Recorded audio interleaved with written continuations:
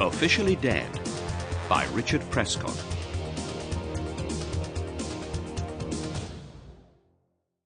Chapter 1. The Meeting. Colin Fenton was lying on the bed in his hotel room, wishing that he was somewhere else. The window was open, and he could hear the constant sound of traffic outside.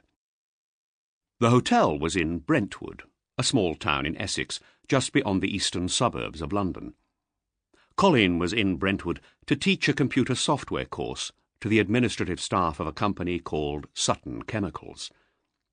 This kind of teaching was always dull, tedious work, and today, the first day of the course, it had been particularly dull and tedious. By the afternoon, Colin had been exhausted. Now it was good to lie on the bed in the semi-darkness. The evening air was cool and damp. Slowly, Colin got up off the bed and went to close the window. He stared out over the hotel car park towards the wide, busy street beyond, while he wondered where he could go to eat dinner. He had a shower and put on some casual clothes. He phoned his home in Bath, about 200 kilometres away to the west, but his wife wasn't in the house. Then Colin remembered that she had been going to travel to see some clients that afternoon. She'd probably had to work late. She often did. I'll phone her after dinner, he thought. Colin and his wife, Julie, were partners in business. Their company, CJF Software Solutions, developed computer programs and sold them to a number of large businesses. Colin looked after the company's finances, the marketing of the computer software, and the organisation of training courses. Julie was a software developer. Colin left his hotel room and went to find somewhere to eat. The hotel didn't have a restaurant, but earlier in the day Colin had seen a pub which had a restaurant attached, just down the street. He decided to walk there. The food and wine were excellent. At last, Colin began to relax. So, after the meal, instead of going straight back to the hotel to have an early night, he went into the bar of the pub. It was noisy and crowded, but Colin didn't care about that. In one corner of the bar, there was a large television set. A football match was showing, and most of the customers were watching it. Colin bought a drink and tried to find an empty seat. As he was looking round the crowded room, he saw something that almost made him drop his glass. He walked towards a man who was standing at the other side of the bar. "For a moment I thought I was looking in a mirror," he said. The other man was shocked too. The two of them stood, facing each other. It was strange, unreal. Then they both laughed. The two men were unbelievably alike. They were both in their late 30s. They had almost identical features. They even had the same hairstyle. Colin was perhaps slightly heavier, but otherwise the two men were doubles. "We could be twin brothers," the other man said. They introduced themselves. The other man's name was John Bentley. He had a soft London accent. "There's a seat free at our table, if you'd like to join us," he said. "I must introduce you to my wife." Linda Bentley was sitting on a long seat in the corner farthest from the television. She moved along the seat to make room for Colin. "It's incredible," she said, looking at Colin and her husband. "You two are identical. You're perfect doubles." Linda was dressed in black clothes. She had fair hair, large green eyes, and a broad smile. She wore a lot of makeup, and she wore a lot of heavy gold jewellery. Her skirt, Colin noticed, was very short indeed. She could not have looked less like his own wife, but he liked the way she looked. "I've not seen you in here before, Colin," John Bentley said. "Where are you from?" "Bath," Colin said. "My wife and I own a small computer software company there. I'm in Brentwood for a couple of days, teaching a course." "Oh, I don't know anything about computer software," Linda said. "You must be very clever." She smiled at him, and Colin laughed. "No," he said, "my wife's the clever one." Colin enjoyed being with the Bentleys. He liked their friendly way of talking. Over the next hour, he drank more than he had planned to drink. As a result, he became very talkative. But after some time, he noticed that John Bentley had become silent. Bentley was probably bored with hearing him talk, Colin thought. But Linda kept asking him questions about his business. When it was time to leave the pub, Colin shook hands with the Bentleys, and they wished one another good night. "Will you be here in Brentwood again?" Linda asked Colin as they walked out into the cool night air. "Yes, I will, actually," Colin said. "I've got another 2-day course to teach at Sutton Chemicals in about a month's time." "Oh, so perhaps we'll be seeing each other again then," she said. "That will be great." Her eyes opened wide with pleasure. "Yes," Colin said, "we must meet. I'd love to see you again, both of you." Colin turned into the street, and John and Linda Bentley walked towards a white van at the far side of the pub car park. "Good night, Colin," Linda called. As soon as Colin Fenton was out of sight, the Bentleys started arguing. John, who had drunk rather a lot of beer that evening, began to shout at his wife. "What did you think you were doing?" he yelled. "What's your game? Why were you flirting with that guy?" When he was angry, John Bentley sometimes became violent and hit his wife. But now some people were crossing the car park behind them, talking in loud voices and laughing. Linda knew her husband wouldn't hit her while there were people near. "Shut up," she said. "Give me the keys to the van." John ignored her and began opening the driver's door. She grabbed the keys from him and pushed him out of the way. She got into the driver's seat and waited for him to walk round to the passenger's side. He got slowly into the van. They were silent as she drove away from the pub. But after a minute, Linda touched her husband's hand. "Don't be an idiot, John," she said. John Bentley didn't reply. He just stared out of the window. They were driving along a wide road lined with shops. It had started to rain, and the street lamps were reflected on the wet road and pavements. Linda turned into a side street. "That guy will be useful to us. You'll see," she said. "That's why we must make sure that we see him again." John turned to look at her. "What do you mean?" he said. "You and he are identical, John," she said. "That's interesting, don't you think?" Her husband didn't understand her. A minute later, Linda slowed down and turned onto the drive in front of the garage of their small house. The van's headlights shone onto the garage door. "You can forget about small-time thieving now, John," Linda said. "If you do one big, easy robbery now, we'll be rich for the rest of our lives." "I'm going straight now, Linda," John said. "I'm finished with thieving. You know that. I don't want to go to prison again."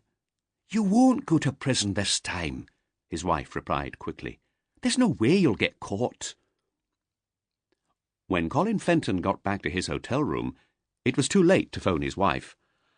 "Oh, well," he thought, "I'll be back home in Bath tomorrow night anyway. It doesn't matter now." The idea of another day teaching the administrative staff of Sutton Chemicals was thoroughly tedious. He didn't want to think about it.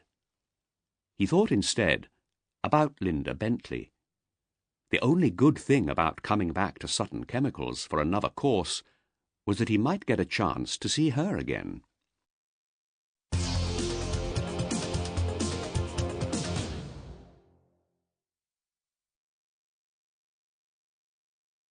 Chapter 2. The Business. It was a cold, wet Monday morning in late October, 2 weeks after Colin had taught the training course at Sutton Chemicals. The trees that lined the streets in Bath were bare. Dead leaves lay on the pavements. Colin shivered as he got into his car. He picked a cassette from a pile on the passenger seat, put it into the player, and started the car engine. A moment later, an old blues song was coming from the stereo. Colin and Julie always went to work in separate cars. They left home at different times in the mornings and arrived home at different times in the evenings. During the day, they hardly saw each other. They were busy with their own jobs. Both of them regularly travelled to see clients. Julie to sort out their technical problems, Colin to sell the software and teach training courses. But they rarely travelled together. Today was one of the rare days when they were both going to be in Bath all day. But before he went to the office, Colin had an appointment that he wasn't looking forward to. He drove to the eastern side of the city, parked his BMW, and hurried through the rain to a low office block. Outside one of the ground floor offices was a brass sign with the words, D.S.T. Booker, Accountant. Colin opened the door and walked in.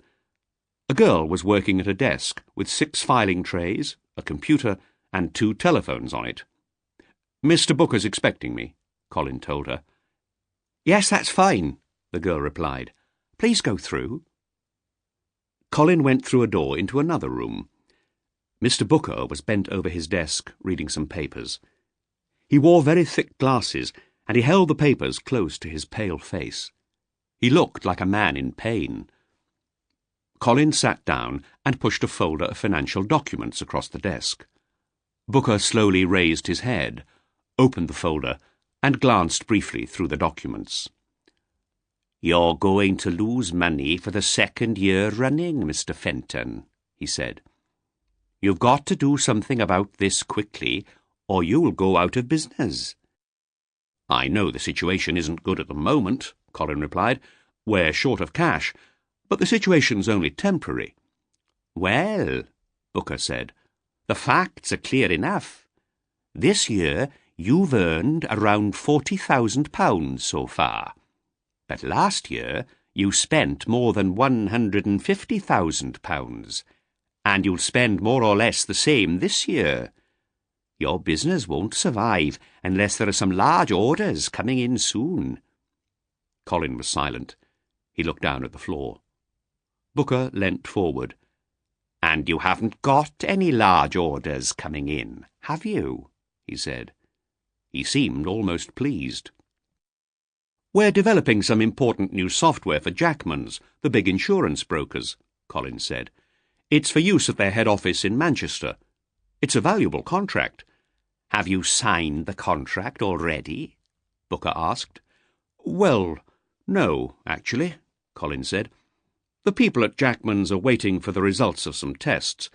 We still have to sort out a few technical problems with the software, but in a few months everything will be ready." Booker smiled. "I see," he said.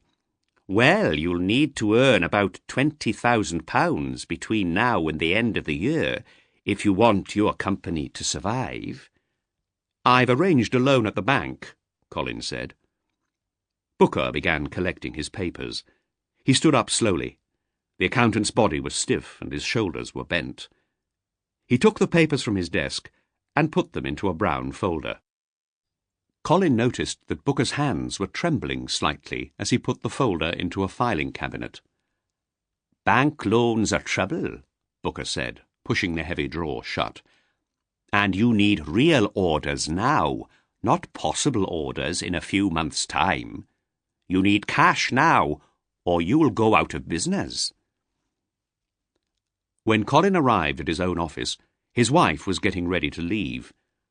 Julie had an appointment with a client on the other side of the city. Her desk was covered with papers, computer books, and floppy disks. She was sorting through them, putting what she needed into her briefcase. Julie saw Colin looking at her. "Is everything okay?" she asked. "You've been to see Booker this morning, haven't you? What did he say?" "Oh, nothing much," Colin said. "He just wanted me to take him some documents he needed." "Fine," Julie said. "Well, I'd better be going.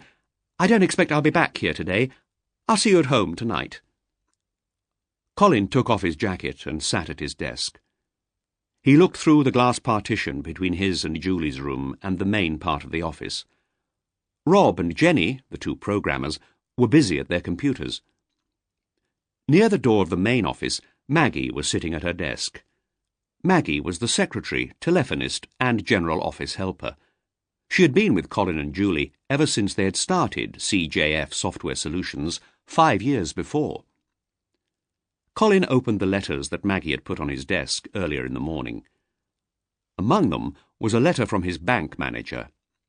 The letter explained the details of the bank loan that Colin had arranged the previous week. At the bottom of the pile of long business envelopes, there was a smaller envelope. Colin's name and the address of the company were handwritten neatly on it. Colin opened the envelope. The paper he pulled out smelt of perfume. "Dear Colin, you'll probably be surprised to get a letter from me. I found your company's address in the yellow pages. I just wanted to remind you that we'd love to see you when you next come to Brentwood. I think you said you would be here again in a few weeks' time. Perhaps this time you could have dinner with us at our house. We really enjoyed that evening we spent together. Your funny stories made us laugh so much. Please phone me on 0033 23456 before your next visit, so that we can arrange to meet. Hoping to see you again soon. Best wishes, Linda Bentley." Colin held the letter close to his face. The perfume was the one which Linda Bentley had been wearing that Wednesday night in the pub in Brentwood. Colin didn't know what to think about the letter. What did Linda mean by "your funny stories"? He had talked a lot that evening, but he couldn't remember telling any funny stories. Well, not many, anyway. The letter could be embarrassing for him, Colin thought. He didn't want Julie to see it.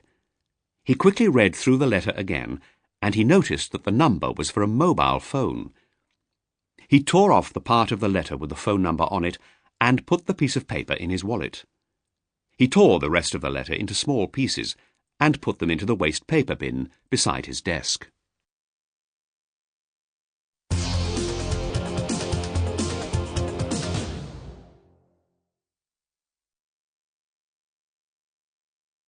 Chapter 3. The Plan. Linda Bentley was 33 years old, and she was good-looking. She was used to getting what she wanted. She had made an important decision very early in her life. Since there was no one to look after her, she would make sure that she looked after herself. Linda had been born in Glasgow, the largest city in Scotland. She had no brothers or sisters, and she didn't know who her father was.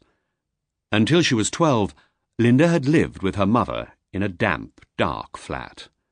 The flat had a bedroom, which was the living room too, a small kitchen and a bathroom. Linda's mother usually went out in the evenings, leaving her alone. Sometimes her mother brought men home with her, and then she told Linda to sleep on the floor in the kitchen. When she was 12, Linda's mother disappeared, and after that, Linda never saw her again. She didn't know where her mother had gone or what had happened to her, and she didn't care. An aunt and uncle took Linda into their home, and they tried to love her and care for her. But the girl no longer understood what love was. As soon as she was 18 years old, she left Glasgow and went south to London. She found a job in a pub called the Red Lion in Ilford, in East London. That was where she met John Bentley. John was a likeable young man, and a good-looking one. He was an orphan, so he and Linda had something in common. But Linda had learnt to look after herself, and John had not. So Linda tried to look after him. He was working as a lorry driver at that time, and he always seemed to have plenty of money. He spent a lot of it on presents for Linda. She enjoyed getting the presents, and she didn't ask where the money came from. A year after their first meeting, John and Linda got married. When, a few months later, John was sent to prison, Linda found out where his money had been coming from.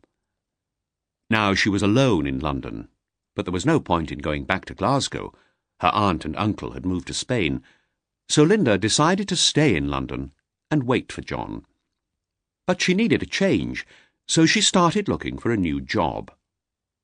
She soon found one in a large jewellery shop in a fashionable part of London. The shop was called Sandwell's. Linda's job there was much better paid than the work in the pub, and it was much more pleasant too. When John Bentley came out of prison, He was determined to stay away from his old friends. He decided to go straight. He had hated being locked in a cell for most of each day, and he didn't want to go back to prison. Linda persuaded Mr. Rose, the manager at Sandwell's, to give her husband a job. The manager knew about John's time in prison, but he gave the young man a chance to live an honest life. Later that year, John and Linda moved into the small rented house near Brentwood, where they still lived. Early one evening, a few weeks after she'd sent the letter to Colin, Linda Bentley was in her kitchen preparing a meal. As she put some fish into a large pan, her mobile phone began to ring. She quickly wiped her hands and put the phone to her ear. John was in the living room, watching television. He couldn't hear Linda's conversation. "So you'll be in Brentwood next week," Linda said. "That's great, Colin. How long will you be staying?" "2 nights," Colin said. "We could meet on Wednesday or Thursday evening." Linda thought for a moment. "Wednesday will be best for me," she said. "Can we meet in the same pub at around 6:30? Then later you can come here for a meal with us." "Yes, that's fine. I'll see you next Wednesday then," Colin said. Linda switched her phone off and put it in her handbag. She smiled to herself. Wednesday was certainly the best day for what she had in mind. John would be away from home that night. Soon the fish was ready. Linda switched off the cooker and turned round with the pan in her hand. John was standing in the kitchen doorway. "I just heard your phone ring," he said. "Who are you talking to?" "No one," Linda replied. "Somebody called a wrong number." She lifted the pieces of fish onto 2 plates and added some vegetables. "Sit down and eat this while it's hot," she said. On the evening of the following Tuesday, Colin Fenton left his home in Bath and travelled to Brentwood. He booked into the same hotel, ready to start work early in the morning. The next evening, after a day spent with the administrative staff at Sutton Chemicals, he was beginning to regret his agreement to meet the Bentleys. He was tired, and he decided to phone them to say he couldn't meet them after all. But when he looked at his watch, he saw that it was too late. It was almost 6 o'clock already, and he had agreed to meet his friends at the pub at 6:30. He would have to go to the pub, eat his meal at their home as quickly as he could, and leave early. This time the pub wasn't crowded. There was no football on the television, and the bar was nearly empty. A few people were sitting at tables, drinking and talking. Linda Bentley was waiting for him, sitting on her own at a table in a corner. She had a glass of orange juice in front of her. Colin walked across the room towards her. She stood up and shook his hand. "Hello," she said. "I'm glad you could come." She was wearing a black dress made of shiny material. It was tight-fitting and very short. "It's good to see you, Linda," Colin said. "Can I get you another drink?" "No, it's okay, thanks. I haven't finished this yet," she replied, touching her glass. "What about John?" Colin said, looking round the room. "Where is he?" "I'm afraid it's just you and me tonight," Linda said. "John can't come. He's driven his van to Liverpool with some mates." "Liverpool?" Colin said, surprised. "Yes, they've gone to a football match," Linda replied. "John's football mad. He supports West Ham United. He goes to watch all their matches. West Ham are playing Liverpool Football Club tonight." "You should have sent me a message," Colin said. "We could have met another time." Linda smiled at him. "I wanted to see you tonight, John. Go and get yourself a drink," she said. After a few drinks, they left the pub and Linda drove them back to her house in her red Ford Escort. Everything was ready for dinner. There was a small vase of flowers in the middle of the table and a glass bowl full of water on which candles floated. While Linda finished preparing the food, Colin looked at the framed photographs on the sideboard in the living room. They were mostly pictures of John and Linda on holiday in various places. But one photograph showed an elderly couple sitting in a sunny Mediterranean garden. Colin picked it up and looked at it. Linda came into the room, carrying a tray of pasta and salad. Colin pointed to the photo. "Your parents?" he asked. "No, my aunt and uncle," Linda replied. "But they were like parents to me. They looked after me when I was a teenager in Glasgow. My uncle is dead now, but my aunt still lives in Spain. It's too cold and wet for her in Scotland." "Do you see your aunt often?" asked Colin. "No, I haven't seen her for years. John doesn't like the heat in Spain," Linda replied, laughing. "But we might go to see her soon." They spent the next couple of hours eating, laughing, and getting to know each other. Colin was soon feeling much better, and he was glad that he had come. Suddenly, he found himself looking straight into Linda's large green eyes. She smiled at him and looked down at the table, pretending to be embarrassed. It was late when they finished their meal. Then they sat in armchairs drinking coffee. After the second cup, Linda leant back in her chair and said calmly, "Colin, do you want to earn £10,000 for one evening's easy work?" This simple question took Colin completely by surprise. He'd been expecting a proposal, but a very different one. He laughed. "I don't buy lottery tickets," he said. "I'm serious, Colin," Linda said, "and I'm not talking about buying lottery tickets." She got up and came to sit on the floor next to his chair. She smiled at him and touched his hand. "I'm talking about £10,000 in cash. It's yours if you want it." Colin sat up straight and removed Linda's hand from his own hand. "What's going on?" he said nervously. "What do you want from me?" "Nothing, Colin," she said quickly. "I was joking." She stood up. "Let's have some more coffee." "You weren't joking," Colin said. "You'd better tell me what this is about." "You're right. I wasn't joking," she replied. "But I'm not sure that I should tell you. Perhaps I've made a mistake." Colin finished his coffee and stood up. "OK, you'd better take me back to my hotel," he said. "It really is late. It's past midnight." Colin got up and went into the hall to get his coat. When he came back into the living room, Linda Bentley's eyes were wet, and tears were running down her cheeks. "I'm sorry, Colin," she said. She cried quietly. Colin put his arms around her and held her for a moment. Then he kissed the tears on her cheeks and stroked her hair. "It's all right, Linda," he said. Linda stopped crying and pulled herself away from him. "You must think I'm very stupid," she said. "I'll get my coat and take you back to your hotel.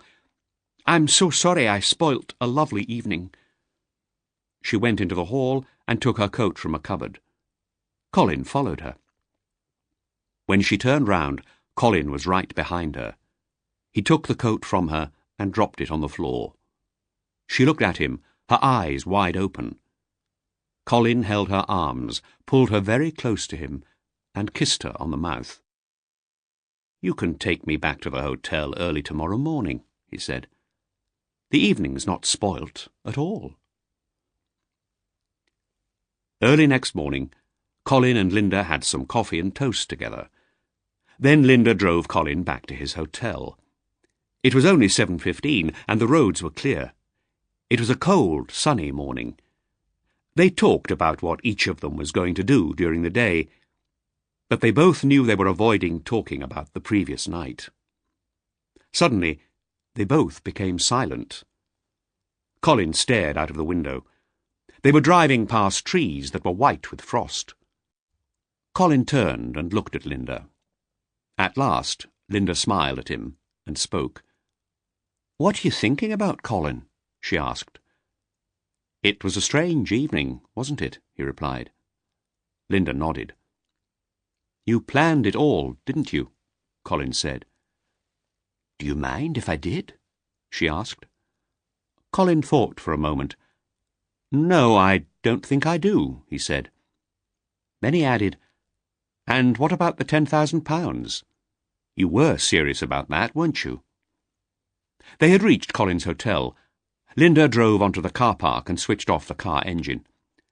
"My husband is going to need an alibi," she said. You can provide one for him. It's as simple as that. What do you mean?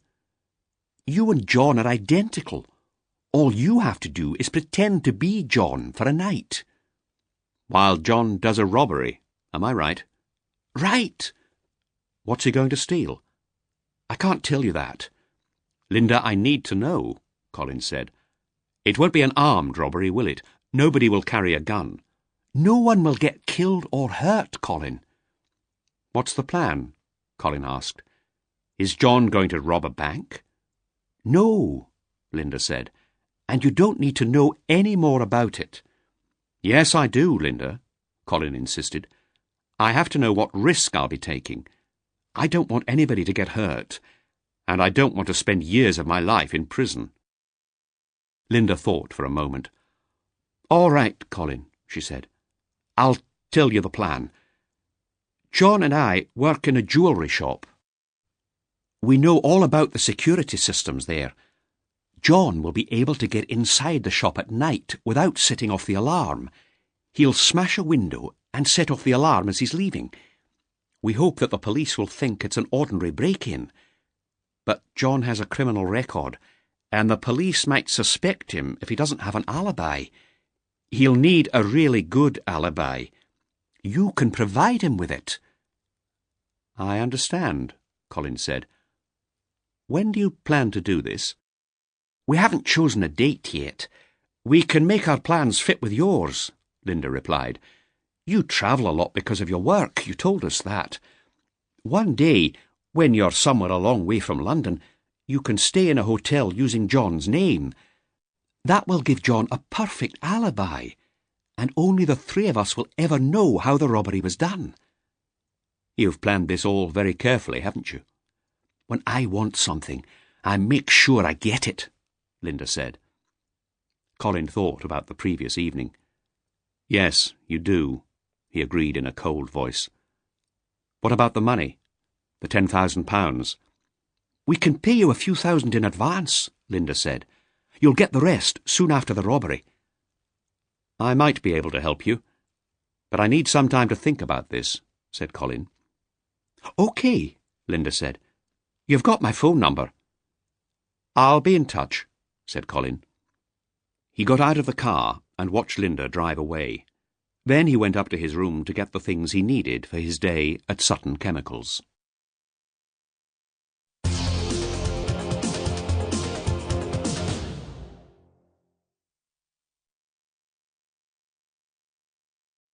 Chapter 4.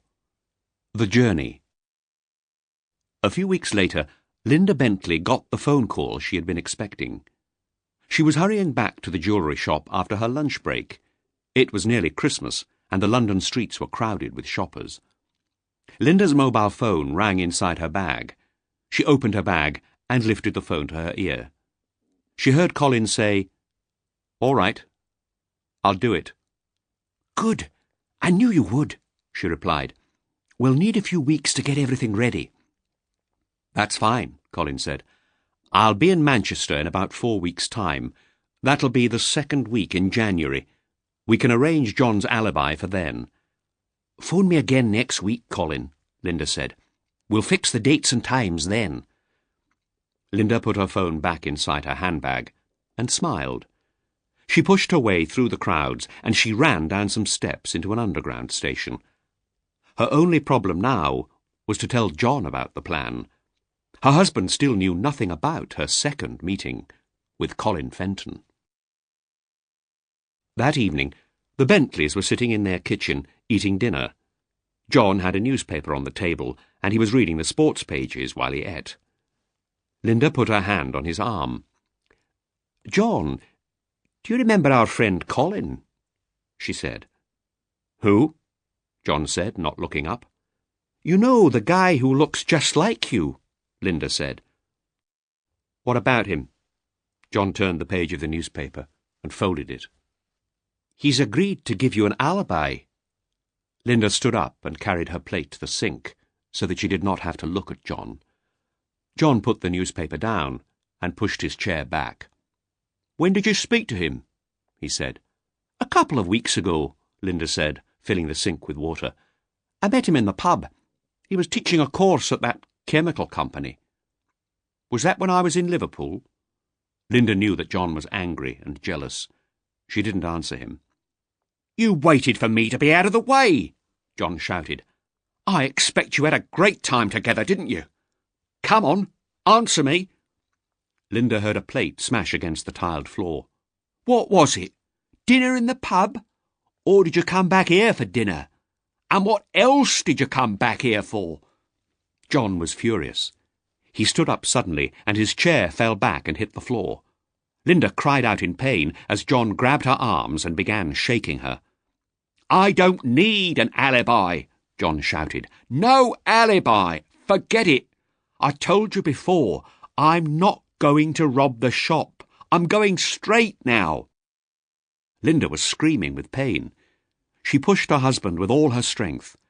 John crashed into the kitchen table and then fell hard against the wall, hitting his head against it with a loud crack. Linda turned, breathing fast. She stared at the blood stain on the white wall. Below it, John was lying on the floor, holding his head. Don't you ever do that to me again, Linda shouted. She left him there and went upstairs to wash. Her arms ached, and she could hardly move them. Where John had grabbed her, there were 2 large, dark bruises on her skin. Linda went to the bedroom, got into bed, and closed her eyes. After some time, she heard John moving about downstairs, cleaning up in the kitchen. Later, she heard him come up the stairs, go to the bathroom, and have a shower. When he got into the bed, he didn't speak to her, but he didn't go to sleep. After half an hour, Linda said quietly, We mustn't waste any time, John. Tomorrow you'd better go and see Frankie Simpson at the Red Lion. Talk to him about the jewellery. He'll fence it for us. Don't tell him where you're getting it. Just tell him you want him to sell more than £1 million worth of jewellery. OK? John didn't answer. OK, Linda repeated. OK, John said at last. Towards the end of December, Colin made the final arrangements with Linda. The date for the robbery was arranged for the 10th of January. Now that all the plans were made, Colin suddenly understood the risk he was taking. But he tried not to worry, telling himself that it was only an exciting game. After all, the money he was going to be paid would save his company. Colin and Julie spent the Christmas holidays visiting Julie's brother and his family in Devon. No one noticed that Colin was a little quieter than usual. One morning in early January, Colin and Julie were in the office together, talking about the big project at Jackman's, the insurance brokers. Julie was still testing the software, but that morning the Fentons were discussing a report that Julie had just given Colin. The report was full of charts showing the results of the latest tests. These figures look good, Julie, Colin said. When I show the people at Jackman's these charts, I'm sure they'll be very impressed. I'm going to see Jim Slater in Manchester next week. It should be easy to convince him to purchase the software now. I'd better come with you, Julie said. There'll be technical details to discuss. I can do that, Colin said. Leave it with me. No, Colin, Julie said. I should be in Manchester with you. You know how fussy Slater is about details. We've got to do this properly. Jackman's could become our biggest client. Colin stood up and looked out of the window. He was thinking quickly. He couldn't allow Julie to come to Manchester with him, not this time. He turned round and said, I'll just have preliminary talks with Slater. We won't discuss the details this time. Of course you'll be with me when we have that discussion. I've already fixed this appointment, so I'll go alone this time. Anyway, I've got other people to visit up in the Manchester area. I'll be away for a couple of days. You should have spoken to me first, Colin, Julie said. You shouldn't have arranged an appointment before seeing my report on the latest tests. Slater phoned me, Julie. The meeting was his idea, Colin said. He was surprised at how easy it was for him to lie. Slater asked to see me, so I fixed it with him. On Tuesday, the 10th of January, Colin worked at the office in Bath all day. Then, at about 5:30, he went home to pack his suitcase for the trip to Manchester. He changed into casual clothes, jeans, sweater, and an old sports jacket. He didn't want to look like a businessman when he arrived at his hotel later that evening. He wanted to look like John Bentley. He was ready to leave his house by 6 o'clock. He put his mobile phone in one of the pockets of his jacket. As he stepped out of the house and walked towards his car, he felt an icy wind on his face. Fine, powdery snow blew across the drive. Colin put his case in the boot of his BMW, got into the car, and started the engine. Instead of driving towards the M5, the quickest route to Manchester, Colin made his way to the M4 and turned east towards London. He stopped at a service area near Swindon to buy petrol and have a quick cup of tea. He was hungry, but there was no time to eat. The motorway was quite busy, and the snow was falling faster. It was nearly 8 o'clock when Colin reached the last exit before the M4 crosses the M25, the motorway that circles London. He left the M4 and a few minutes later he drove into a lay-by off a small road. He saw the Bentley's red Ford Escort waiting there, and he parked next to it. He got out into the snow and the freezing air and approached the other car. Linda Bentley opened one of the rear doors for him to get in. He sat beside her. "Exactly on time," Linda said. Colin nodded. Then he said hello to John Bentley, who was sitting in the driver's seat. Linda handed Colin her husband's driving licence. "What's this for?" Colin asked. "You may need it," Linda said. "The alibi must be perfect. If you're stopped by the police, you must show them John's documents, not your own. We can't take any risks. What if there's an accident? We'll need your licence too, for the same reason." Colin took his driving licence from his pocket and gave it to Linda. "What about my money?" he said. Linda took out a thick envelope from her bag and handed it to Colin. "That's £5,000 in £20 notes," she said. "Count it." Colin did. "Right," Linda said. "Did you book a hotel room in Manchester as John Bentley?" Again Colin nodded. "Good. Phone us at about 11:30 when you get to the hotel. Once we know that you've arrived and that the alibi's okay, we can get moving. Is everything clear?" "Yes," Colin said. "OK, get your case," Linda said. They all got out of the Bentley's car. Colin opened the boot of his own car and took out his case. Colin and John exchanged car keys. "We'll meet here at the same time on Thursday," Linda said. "You'll get your car and driving licence back then, and you'll get the rest of your money, too." She smiled briefly.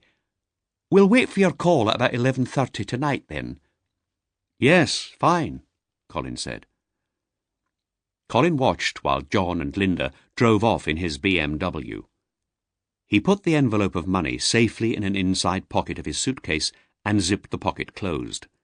He put the case in the boot of the Escort, then he got into the driving seat. He started the engine and drove back towards the motorway. A few minutes later, he was driving along the M4 towards the junction with the M25.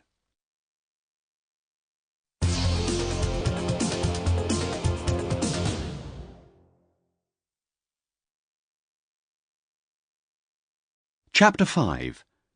The Accident. The M25 was very busy and the traffic moved very slowly indeed. Colin didn't need to stay on that motorway for long because he was driving to the junction with the M40. He hoped to make better progress when he turned onto the M40 and started to drive northwest towards Birmingham.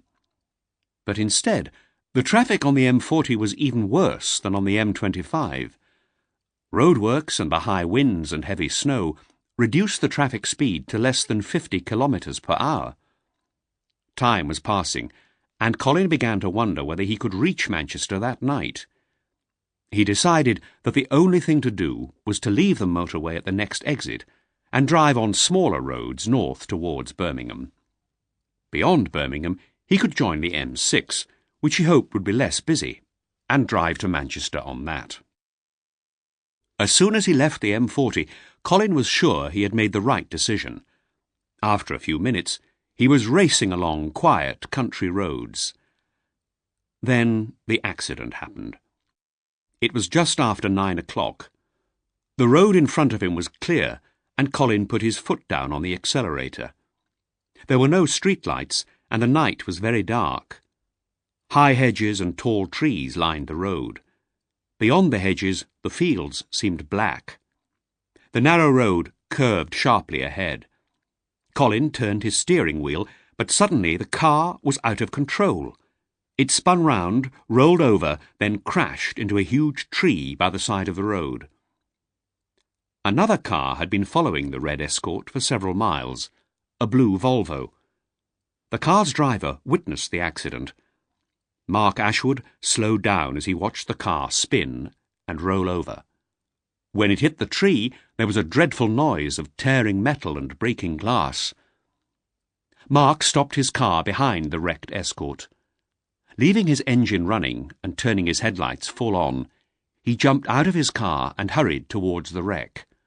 The road, he noticed, was covered in ice. The accident looked serious. The car lay on its roof. The Escort was a mass of torn metal.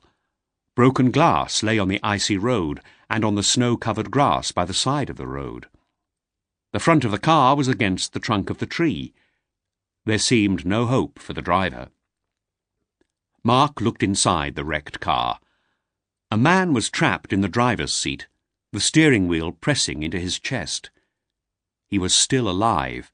Mark could hear him groaning quietly. Mark pulled at the twisted metal that had been the driver's door, but it would not move. Cutting equipment would be needed to free the injured man. Mark tried to think what to do. He was a long way from a phone box, and he was not carrying a mobile. He didn't want to leave the injured man alone, but he could do nothing to free him without help.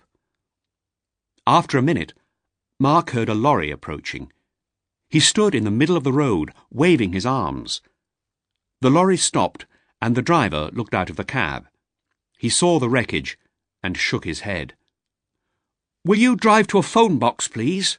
Mark shouted to him. "This is an emergency." "There's no need, mate," the lorry driver called back. "I've got a mobile phone." "Then please, phone for the emergency services quickly. There's a man trapped in there. We'll need a fire crew and an ambulance, as well as the police." While the lorry driver was phoning, Mark went back to the injured man. After half a minute, the lorry driver called down from his cab. "An ambulance is on its way," he said. "Do you need my help here?" "There's nothing you can do. I'll wait till help arrives." "Then I'll move on. I'm blocking the road with the lorry." As the lorry moved slowly away, Mark looked inside the wrecked car again. The injured man was trying to speak. Mark could hear him through the broken glass of the driver's window. "Don't try to talk. Help is coming," Mark said. "You'll soon be out of there." There was blood on the man's face. He looked about the same age as Mark himself, somewhere in his mid-30s. "Julie," the man said. "Julian? Is that your name?" "No. Please tell Julie," the man said slowly. It was difficult for him to breathe. "Tell her I'm sorry. I've been so stupid. Tell her, will you? Please tell Julie I'm sorry." "Your wife?" "Yes, Julie, my wife," the injured man said. "I want her to know the truth." "The truth about what?" Mark asked. The man coughed. Blood came from his mouth and ran down his face. In a moment, he was unconscious. The ambulance and the fire engine arrived together. They stopped beside the wreckage of the Escort, their blue lights flashing. The fire crew began cutting at the wreckage and pulling away bits of torn and twisted metal. In a few minutes, they had removed part of the side of the car. Soon, 2 paramedics were beside the injured driver, trying to get him out of the wreck. As they worked, they spoke quietly to each other. A police car arrived a minute later. 2 officers got out. The male driver walked over to the wreck, and the other officer, a woman, came to talk to Mark. He briefly described what he'd seen to the young policewoman. "Was he going fast?" she asked him. "Yes, too fast, I suppose," Mark said. "And the road is icy here on the bend. He just spun round and lost control. His car rolled over and over. I was fairly close behind him. I suppose I was going too fast too. It's lucky I didn't crash into him." At that moment, the paramedics managed to get the driver out of the wrecked car. They lifted him carefully and laid him on a stretcher on the ground. The man groaned once more. Then he was silent. Mark and the policewoman moved closer to them. One of the paramedics looked up. He shook his head. "He's gone. There was no hope," he said quietly. Mark looked at the dead body on the stretcher. He felt both sad and angry. He realized he was trembling. The man's death had shocked him. It seemed so unnecessary. Somewhere the man's wife, Julie, was waiting for him, not knowing what had happened. And perhaps they had children. The paramedics put the body in the back of the ambulance. "Come to the car, sir," the policewoman said to Mark. She took him by the arm. They sat inside the police car. Mark told the policewoman again about everything that he had seen and gave her his name and address. She wrote his words down in her notebook. Soon the ambulance was ready to leave. The paramedics closed the back doors and climbed into the front seats. The ambulance drove away slowly. The other officer returned to the police car. He sat in the driver's seat. He spoke quietly to his colleague. "A breakdown truck is coming to take away the wreckage," he said. Then he turned and spoke to Mark. "You look a bit pale, sir. Are you all right to continue your journey?" "Yes, I'm fine," Mark said. He was silent for a moment. Then he added, "I need to speak to that poor man's wife." "Don't worry, sir," the policewoman said. "We'll take care of that." Mark thought about the driver's wife getting a visit from the police late at night. He tried to imagine how she would feel. "Yes, of course," he said slowly. "But I was the last person to speak to the man. I saw the accident happen. If his wife knows how the accident happened, perhaps it will help her. Can you give me the man's name and address?" "We can't do that, sir," the policeman said. "The man's relatives will have to identify the body first." "But I must speak to his wife," Mark said. "Before he died, he gave me a message for her. It was important to him, and it might help his wife accept his death." The policewoman spoke quietly to her colleague. "He could phone me in a few days," she said. "The identification will have been made by then." The policeman nodded. "Okay," he said. The woman wrote down her name and phone number and gave it to Mark. "You can get in touch with me at this number on Monday morning. I should be able to tell you the man's name and address then." Mark folded the piece of paper and put it inside his wallet. "Thanks," he said. "We'll need you to call at the police station in Thame in the next day or two, sir," the policewoman said. "You were the only witness to the accident. We'll need you to sign a statement. You'll probably have to attend the inquest, too." "Yes, of course," said Mark. "I'd better go now." "OK, sir," the policewoman said. "Drive carefully." As Mark drove away, he saw a breakdown truck approaching.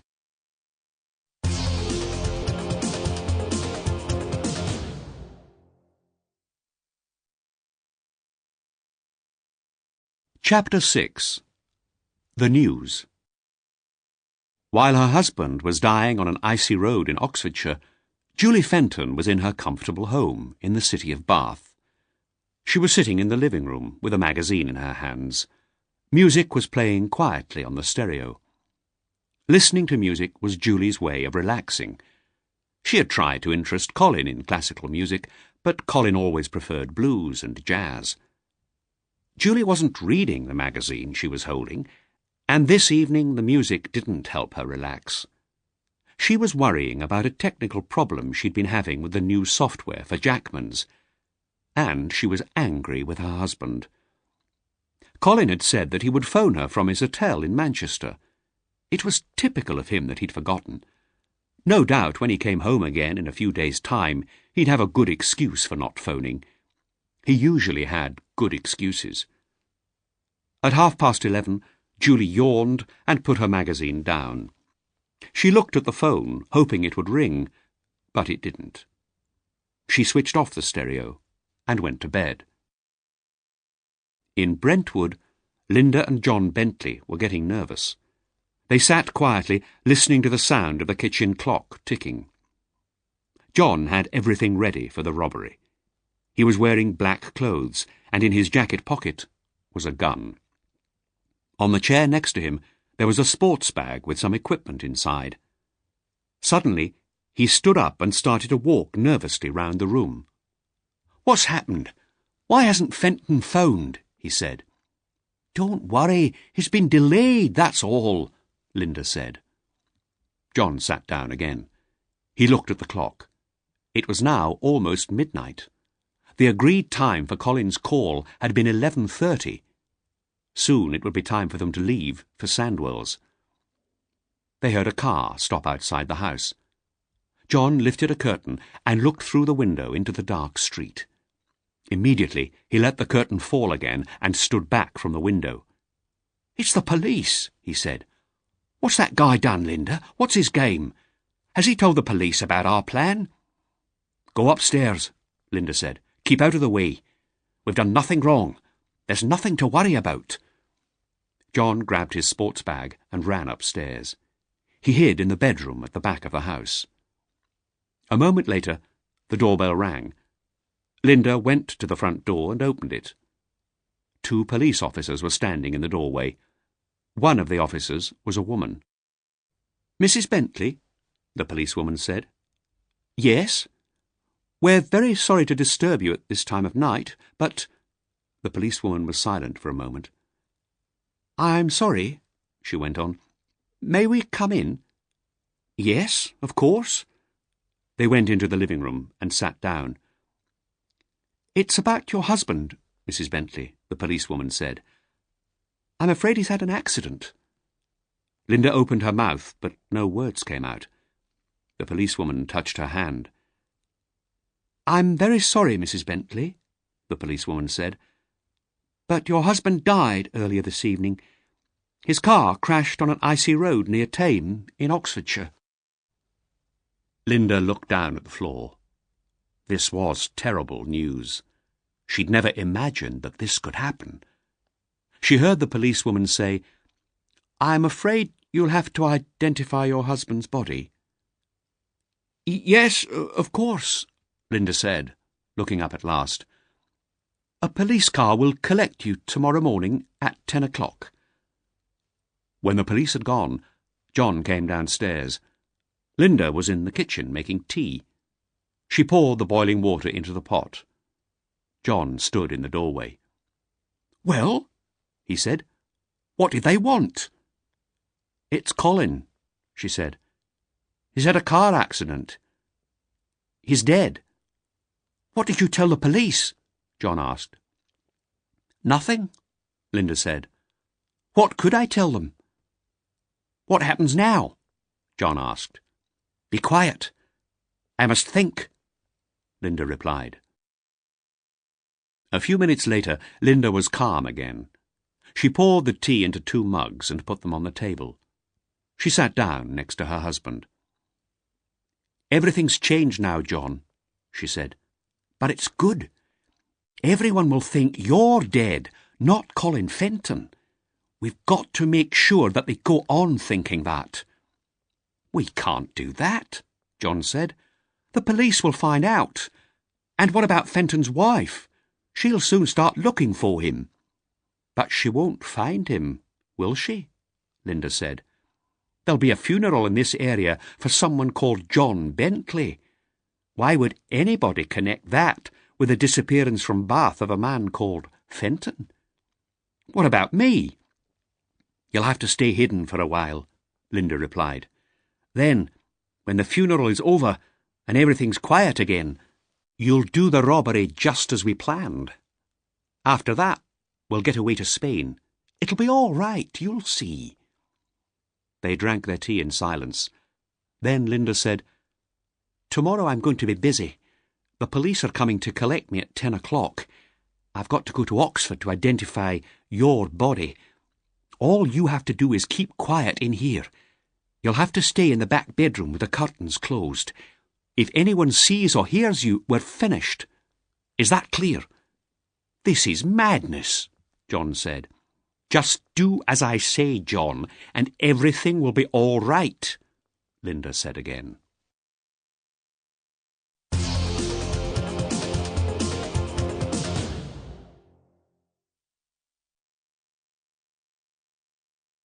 Chapter 7. The Wife. When Mark Ashwood got home to his small house in Stratford-upon-Avon, he was exhausted. It was nearly 1 o'clock in the morning. Mark had had a long, tiring day. Mark was an accountant and business consultant. He helped other business people with their tax problems and gave small companies advice on how to improve their profits and save money. That day, he had been to London to see a new client who owned a small clothing factory and who wanted advice on exporting his products. Mark didn't know a lot about exporting, but he couldn't refuse an important new client. He would have to learn more about the export regulations before his next meeting with the man. Mark quickly ate some bread and cheese, then he went upstairs. One of the 2 bedrooms in his house was furnished as an office. He switched on the desk lamp and sat down. His desk was tidy, as always. Pens and pencils were standing in a plastic holder. Mark pulled his copies of the Department of Trade and Industry's export regulations from a bookshelf. Although it was late, he began to look through the thick books. He tried to concentrate, but he couldn't stop thinking about the man who had died earlier in the evening. "Tell Julie I'm sorry," the man had said. Mark didn't like the idea much, but he knew that he would have to visit Julie. He knew that he would have to carry out the dying man's last wish. The following afternoon, Julie Fenton was working in her office in Bath when she had a phone call from Manchester. Jim Slater at Jackman's was wondering where Colin was. He had not appeared for their meeting that morning. Did Julie know if anything was wrong? Julie was embarrassed. "I'm sorry," she told Slater. "My husband left for Manchester yesterday. I can't think why he hasn't arrived.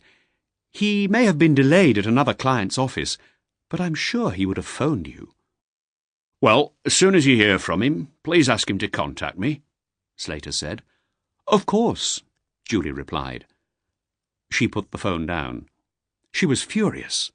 What did Colin think he was doing? Jackman's were such important clients. Julie dialed the number of Colin's mobile phone, but she couldn't make contact. Colin had probably switched the phone off, she thought. There was no news of Colin for the rest of the afternoon. Julie worked in the office until 6:30, testing a new computer program that she was writing.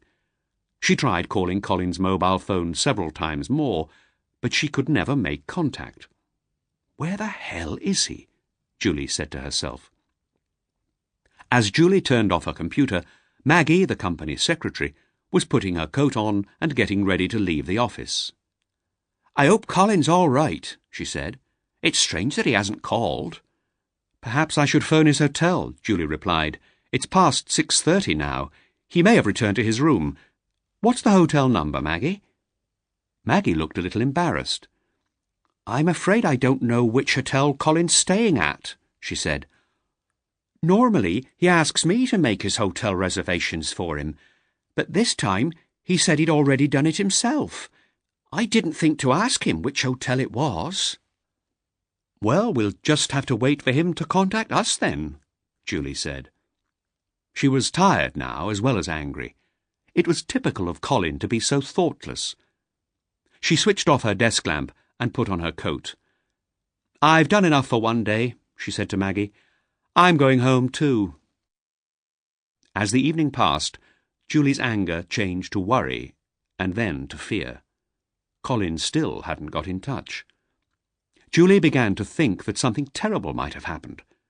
She went to bed, but she slept badly, expecting the telephone to ring at any time. But the phone didn't ring. In the morning, she got up feeling tired and miserable. She had to do something. She picked up the telephone and dialed the local police station. "Good morning," she said. "I want to report a missing person." Half an hour later, a police car drove up to the house. Julie opened the front door and took the two officers, a woman and a young man, into the living room. "When exactly did your husband go missing, Mrs. Fenton?" the policeman asked as they all sat down. "He went away on a business trip 2 days ago," Julie began, "but he failed to appear at the meeting he'd arranged, and I haven't heard from him at all since he left. I'm very worried about him." "Of course," said the policeman. "Does your husband often travel on business?" "Yes, he goes away about once a month." "Has he ever failed to come home before?" Julie hesitated.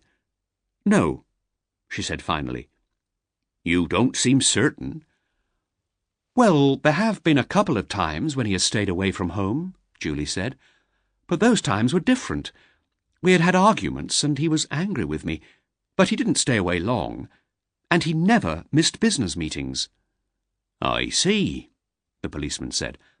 "And when was the last time this happened, Mrs. Fenton?" "About 3 years ago." "And there was no argument this time?" "No," Julie said. The police officers asked for Colin Fenton's personal details: his age, his description, what clothes he had been wearing when Julie had last seen him, and they asked what type of car he drove and its registration number. Julie took the police officers to the front door. "We'll tell you if we hear anything, of course," the policewoman said. "But I must warn you, Mrs. Fenton, if your husband doesn't want to return, that's not a matter for the police. If he has abandoned you, that isn't a crime. The police can do nothing to help you." "I understand that," Julie answered. The police officers walked back to their car, and Julie closed the door. She felt miserable and alone.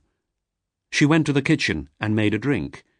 Then she had a shower and put on fresh clothes, ready to go to the office. It was going to be another busy day.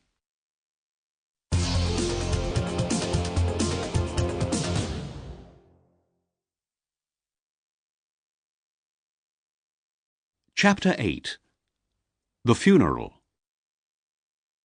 It was late afternoon. John Bentley lay on the bed in the semi-darkness. Alone in the back bedroom of the house in Brentwood, and unable to leave it, he had plenty of time to think about what had happened. He and Linda were in big trouble, it seemed to him. He had no identity now, and he was a prisoner in his own home. He tried to imagine his future, but he couldn't find anything to believe in. He had slept most of the earlier part of the day, but his sleep had been troubled by bad dreams, and he had been woken from time to time by the ringing of the telephone. But now he was wide awake, waiting for Linda to return. She had gone to identify the body of her husband, and then to make arrangements for his funeral.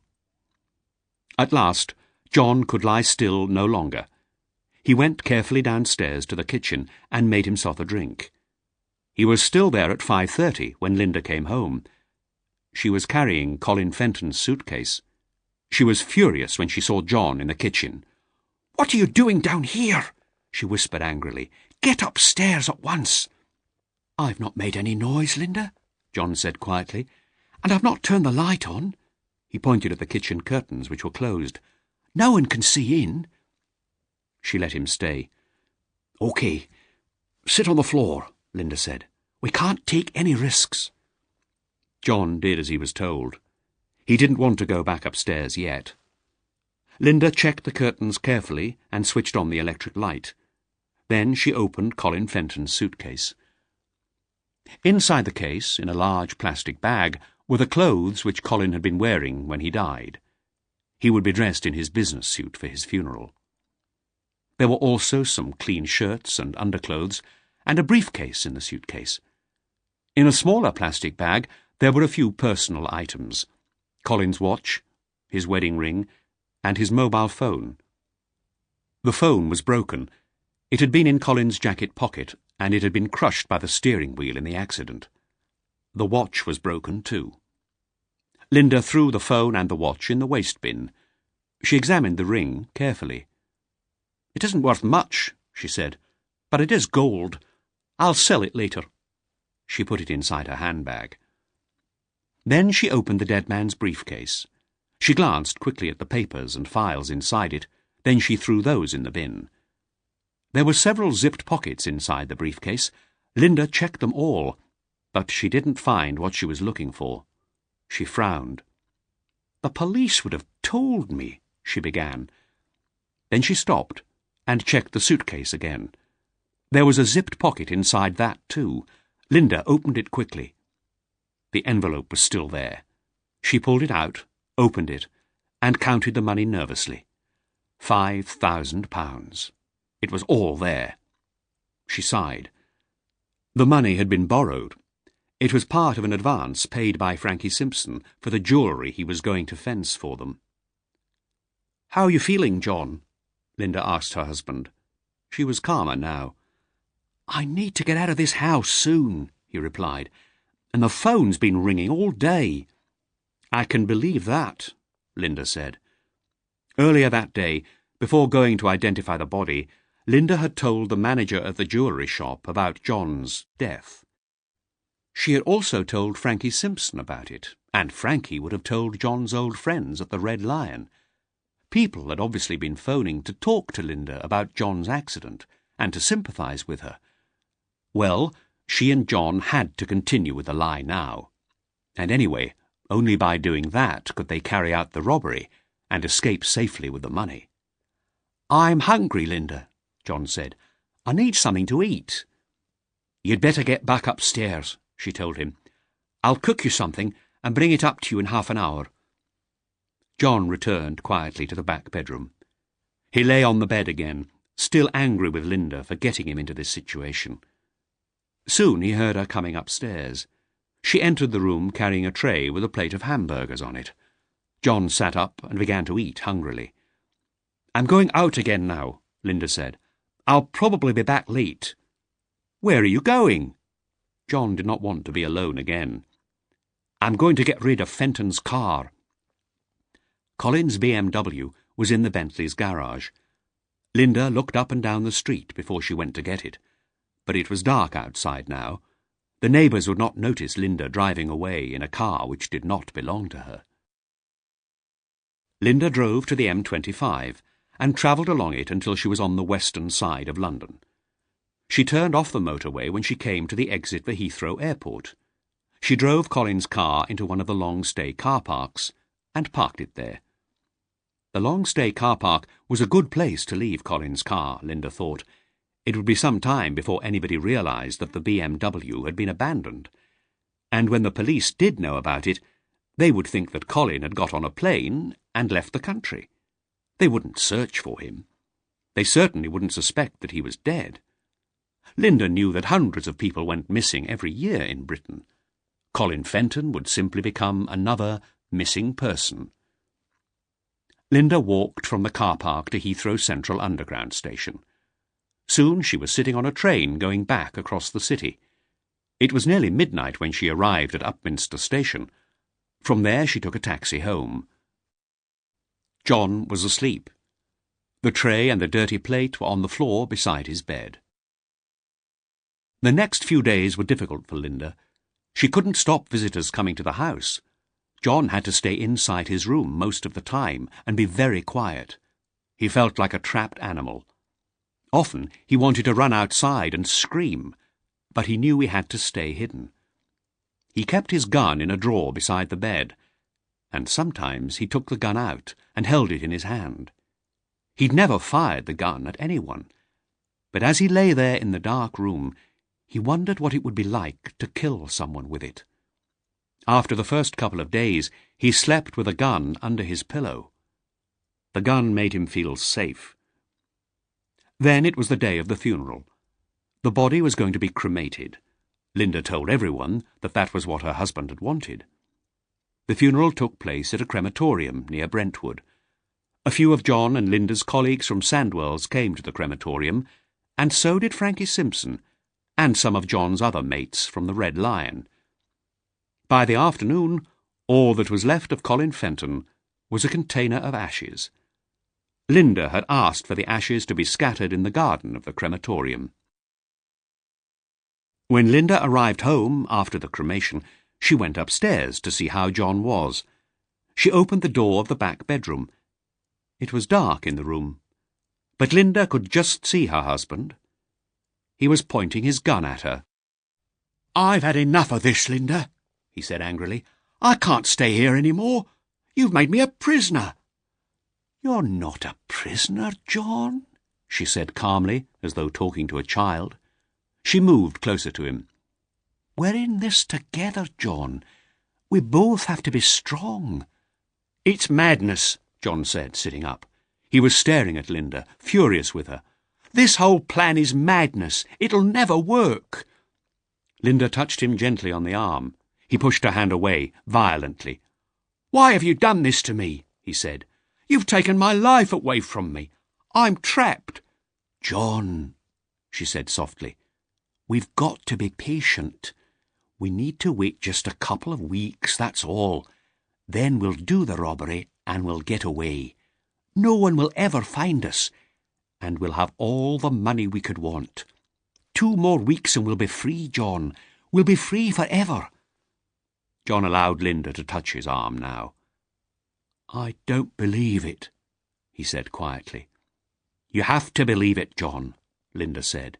"It's true." She sat on the bed beside him, and she took the gun from his hand. "Listen, John, in a few days' time I'll go back to work, but I'm going to tell Mr. Rose that I'll be leaving my job at Sandwell's at the end of the month. That's in just a couple of weeks. I'll tell him I can't live here alone, without my husband. I'll tell him I'm going back to Scotland. I've already cancelled the lease on this house. Just before I leave the shop, you'll do the robbery as we planned. Now that you're officially dead, your alibi is even better than before, isn't it? John Bentley can't rob shops. He's a dead man. It's the best possible alibi, and I'll only have to behave normally at work for a few days after the robbery." Suddenly, Linda smiled. "I'm sorry, John, my love," she said. "I know this is very difficult for you. Look, it's dark now. Let's go out for a couple of hours. We'll go for a drink and a meal. We'll go somewhere where nobody knows us. Let's go north towards Saffron Walden. We'll find a village pub in that area. Nobody will recognise you there." John realised that he had no choice but to agree to his wife's plan for the robbery. And after that, they would both have to leave the country as soon as possible. Meanwhile, he was happy with the idea of leaving the house for a few hours. 10 minutes later, Linda was driving the van northwards towards Cambridge. John was hiding in the back. In a small village just south of Saffron Walden, they stopped for a drink and a meal in an old pub. They weren't worried that anybody would know them there. It wasn't the kind of place their friends visited. As they sat in the warm restaurant, looking at the bright log fire, Linda put her hand on her husband's arm. "Just a few weeks more, John," she said again. "Then we'll be free."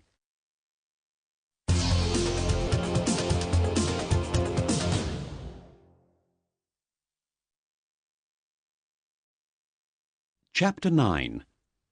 The Advertisement. On the day her husband was cremated near Brentwood as John Bentley, Julie went to work early. She was in her office at CJF Software Solutions before anyone else arrived. At 9 o'clock, she moved from her own desk to Colin's. There was work to do, Colin's as well as her own, and she had a pile of letters and papers in front of her. She was trying to read them calmly, and she was trying not to cry. But she couldn't stop the tears running down her cheeks. There had been no news of Colin, and she was desperately worried. Julie wasn't used to working on the company's finances, but the accounts had to be brought up to date, so she was trying to learn about them quickly. She read through the letters and she quickly filed the invoices, getting them ready to take to Mr. Booker, the company's accountant. Among the papers on the desk was a fax from Jackman's, the insurance brokers. It didn't contain good news. Jackman's didn't want to continue with the tests for the new software product. They decided that they were going to continue to use the software they already had. Julie was angry about this news. She'd wasted 2 months' development work on that project. She pushed her fingers through her thick red hair. Then she stood up and began walking round the room. She was tense. She needed time to relax and to think about the future of the business. When Rob and Jenny, Julie's 2 assistant programmers, arrived at 9:30, she gave them a list of jobs to do during the day. Then she put the files of invoices into her briefcase and went to see Mr. Booker. Booker's office was dark and uncomfortably warm. Booker was sitting at his desk, his head down, his shoulders bent. When Julie entered the room, he spoke without looking up. "I'm not surprised he's run away." "How did you know?" Julie said, sitting down in front of the desk. She had only met Booker once or twice before, but she didn't like him very much. Booker coughed into his handkerchief. "News like that travels fast," he said slowly. "It doesn't surprise me at all." "Why? What do you mean?" "When I last saw your husband, we talked about your company's serious financial problems," Booker replied. Julie looked puzzled. "He must have told you about our conversation," Booker said. "No," Julie said. "He told me nothing." Booker raised his eyebrows. "Well, the simple truth is, you're spending more money than you're earning. Your company is seriously in debt." Julie looked straight at Booker, unable to believe what she was hearing. How could Colin have kept this news from her? "How much do we owe?" she asked. "About £10,000 at this moment," Booker replied. "Your husband said he'd arranged a bank loan. He was waiting for a valuable contract to be confirmed, and he needed the loan till you'd been paid for the new software." Booker paused a moment. Then he said, "That contract has been confirmed, hasn't it?" Julie was shocked, but she was beginning to understand. "No," she said. "It hasn't been confirmed. In fact, we've lost the contract." "I see," Booker said. He smiled nastily. He seemed pleased. "That explains everything, then." "What do you mean?" "Your husband can't accept failure, so he's run away." Julie didn't like what Booker was saying, or the unpleasant way he was saying it. She wondered why she and Colin had ever given him their accounts to work on. But she had no time to look for a new accountant now. She had enough problems already. She tried to be polite. "My husband wouldn't run away. He's not that kind of person, Mr. Booker," she said. "And anyway, he couldn't have known about the contract when he disappeared. I only had the news this morning." Julie put the folder of invoices on Booker's desk and got up to leave. "You've got a big debt to pay back," Booker said, lifting his head slightly. "I'd do something about that very soon, if I were you."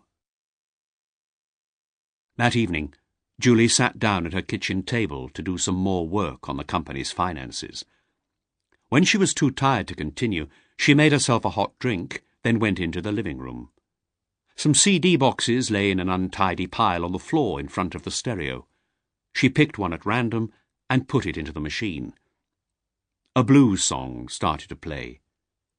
Suddenly, tears were running down Julie's face again. "Oh, Colin, where are you?" she said aloud. A photo of Colin stood on the low table beside the sofa. Julie picked it up. Colin, relaxed and smiling in the bright sunlight, was sitting outside a cafe by the sea. Julie had taken the photo herself 2 years before, while they were on holiday in the south of France. She shook her head as the tears ran down her cheeks. "Where are you?" she repeated in a soft voice. She could no longer keep the bad thoughts out of her mind. Perhaps the police were right. Perhaps Colin had abandoned her because he didn't love her anymore. Or perhaps Booker was right, and Colin had run away from his business problems because he couldn't accept failure. Julie didn't know who was right, and she didn't care. All she wanted was to have her husband back home again. Somebody somewhere must know where Colin is, she thought. Somebody must have seen him. She decided to put an advertisement in the national newspapers. She would put Colin's photo in the ad. Someone might remember seeing him. Someone might help her find him again.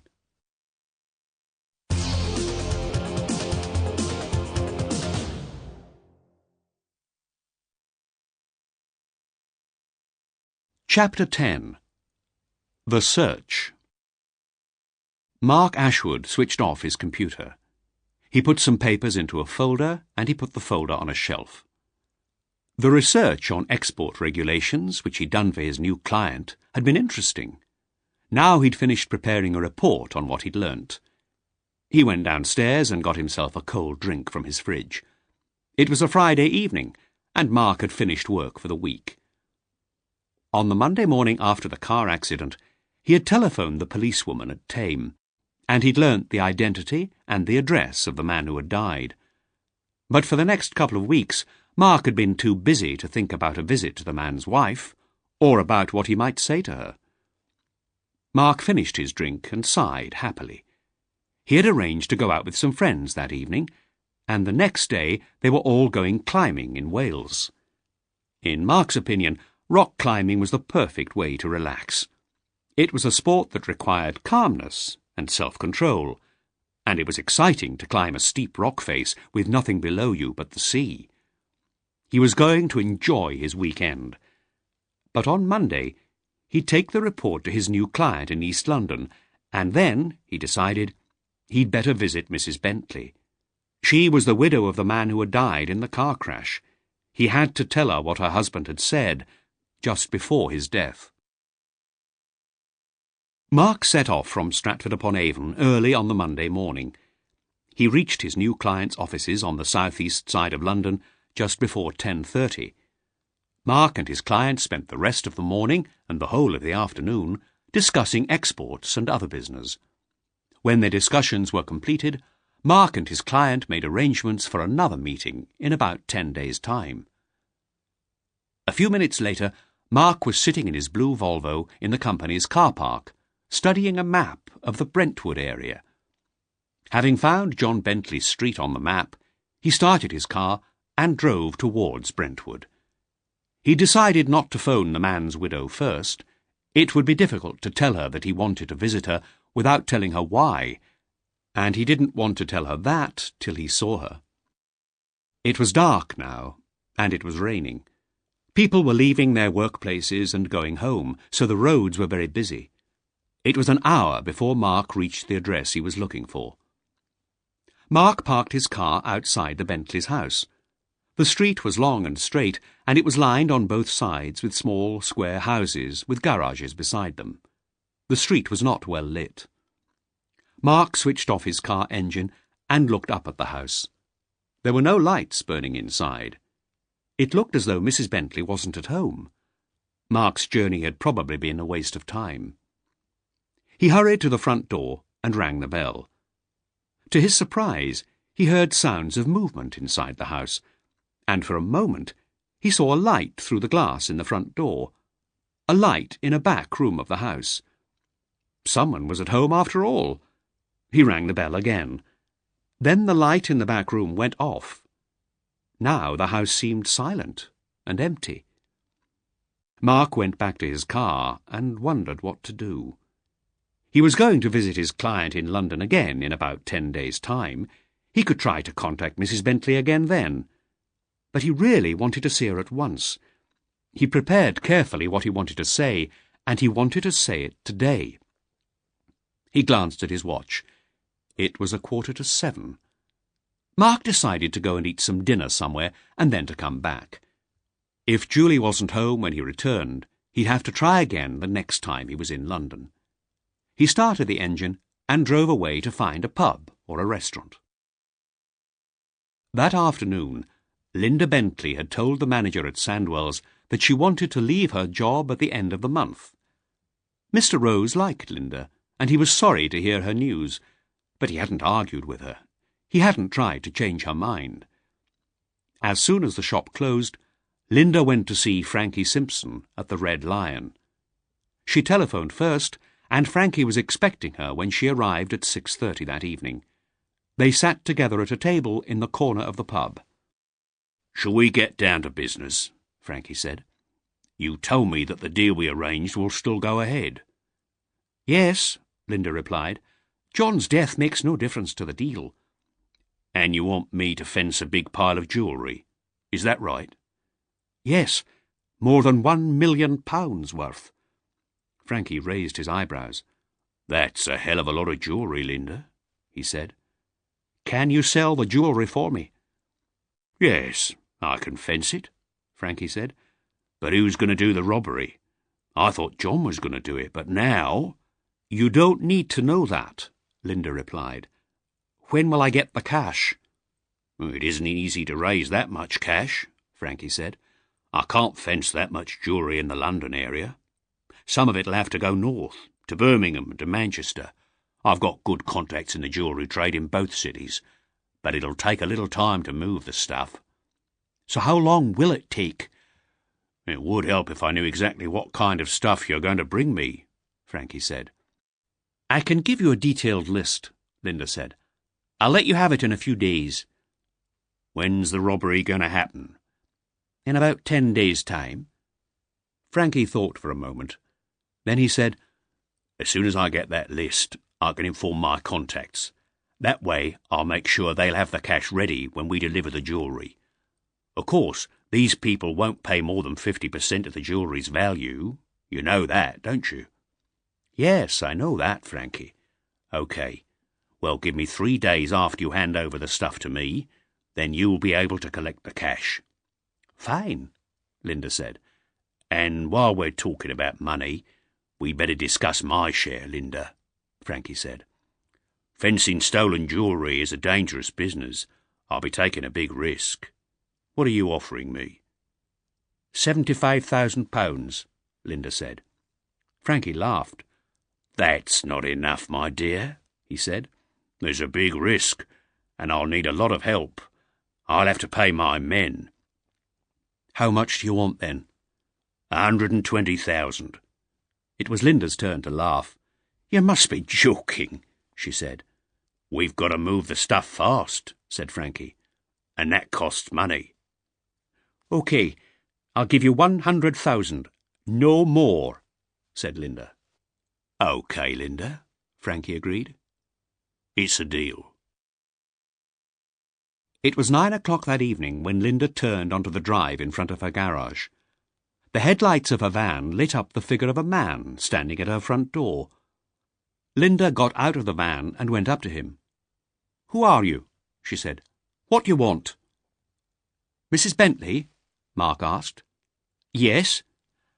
"I'm very sorry to call so late, but I was in the area and I need to speak to you. My name's Ashwood, Mark Ashwood." Linda looked puzzled. They stood there in the dark, staring at each other. "You don't know me," Mark went on. "I've got to talk to you about your husband, Mrs. Bentley. I was there when he died. He asked me to give you a message." Linda unlocked the front door. "Come in," she said. As they stepped into the house, a voice called out, "Linda, is that you?" Linda stopped suddenly. For a moment, Mark saw a figure at the top of the stairs, but almost at once the man turned and disappeared into one of the upstairs rooms. Suddenly, Mark's body was trembling with shock, as though he'd seen a ghost. The man's face had been exactly like the face of John Bentley, the man he'd seen die near Thame. Linda had to think quickly, but that was something she'd always been good at. She smiled sadly at Mark. "A dear friend of mine is keeping me company," she said, "and my friend wasn't expecting me to arrive home with anybody else, and my husband died so recently." She shrugged her shoulders. "Well, it doesn't look good to have a man in the house, does it?" Mark didn't know what to say. He felt foolish, and he wished he hadn't come. "I'm sorry, Mrs. Bentley," he said nervously. "Come into the living room," Linda said. "I'll make us some tea." Mark sat down in the Bentley's living room and listened to the sounds of the woman making tea in the kitchen. He was confused. What was happening here? The man in the wrecked car had given him a message for his wife, Julie, but the man at the top of the stairs had called out Linda, not Julie. Soon the woman came into the room carrying tea things on a tray. She poured tea into 2 cups and handed one to Mark. "You must think I'm a terrible person," she said. "But the truth is, my husband and I weren't very happy together. Perhaps you understand. Are you married yourself?" "No, I'm not," Mark said, sipping his tea. It was time to say what he had come here to say. "Your husband was driving in front of me that night, Mrs. Bentley," he went on. "The road was covered in ice. I saw his car spin on the ice and crash into a tree. I stopped to help him. Before he died, he asked me to speak to you. I'm sure he said, 'Tell Julie I'm sorry.' Those were his last words. But if your name is Linda, not Julie, perhaps I misunderstood him." "Perhaps my husband was confused," Linda said. "Yes, perhaps he was," said Mark. "I'm glad you came, Mr. Ashwood," Linda said. "It was very good of you to visit me." She smiled. "I appreciate what you did for my husband when he was dying." Mark finished his tea and stood up. "I'd better go now," he said. The woman took him to the front door and watched him hurry down the dark path towards his car. It was almost 1 o'clock when Mark arrived home in Stratford. He had a shower, then he went to bed. But he couldn't sleep. He couldn't relax. His meeting with Mrs. Bentley had worried him badly. Had the Bentleys' marriage really been so bad? It must have been, he thought. Only a few weeks after her husband's death, Mrs. Bentley hadn't seemed unhappy, and she'd had another man in her house, a man who looked exactly like her dead husband. It was all very strange. And as John Bentley was dying, he had spoken about his wife, calling her Julie. But Mrs. Bentley seemed to be called Linda, not Julie. That was strange, too. There was a puzzle here, and Mark wanted to solve it. He thought about these things for hours, until he finally fell asleep. The next morning, he got up later than usual. He was tired after his restless night. He took his daily national newspaper from the letterbox and went into his kitchen to make some breakfast. He read the newspaper while he ate. For the second time in 2 days, he had a shock. On one of the inside pages, among the ads, there was a photo of a man whose face he immediately recognized. It was the man who had died in the car crash near Thame. Above the photo were the words, "Have you seen this man?" Below it, there was a brief description. Colin Fenton, 35, disappeared on the evening of the 10th of January. If you have any information about him, please phone Julie Fenton on 01522 35912. Had Mark now found the Julie he was looking for? There's certainly a puzzle here, Mark thought. But perhaps I'm beginning to solve it.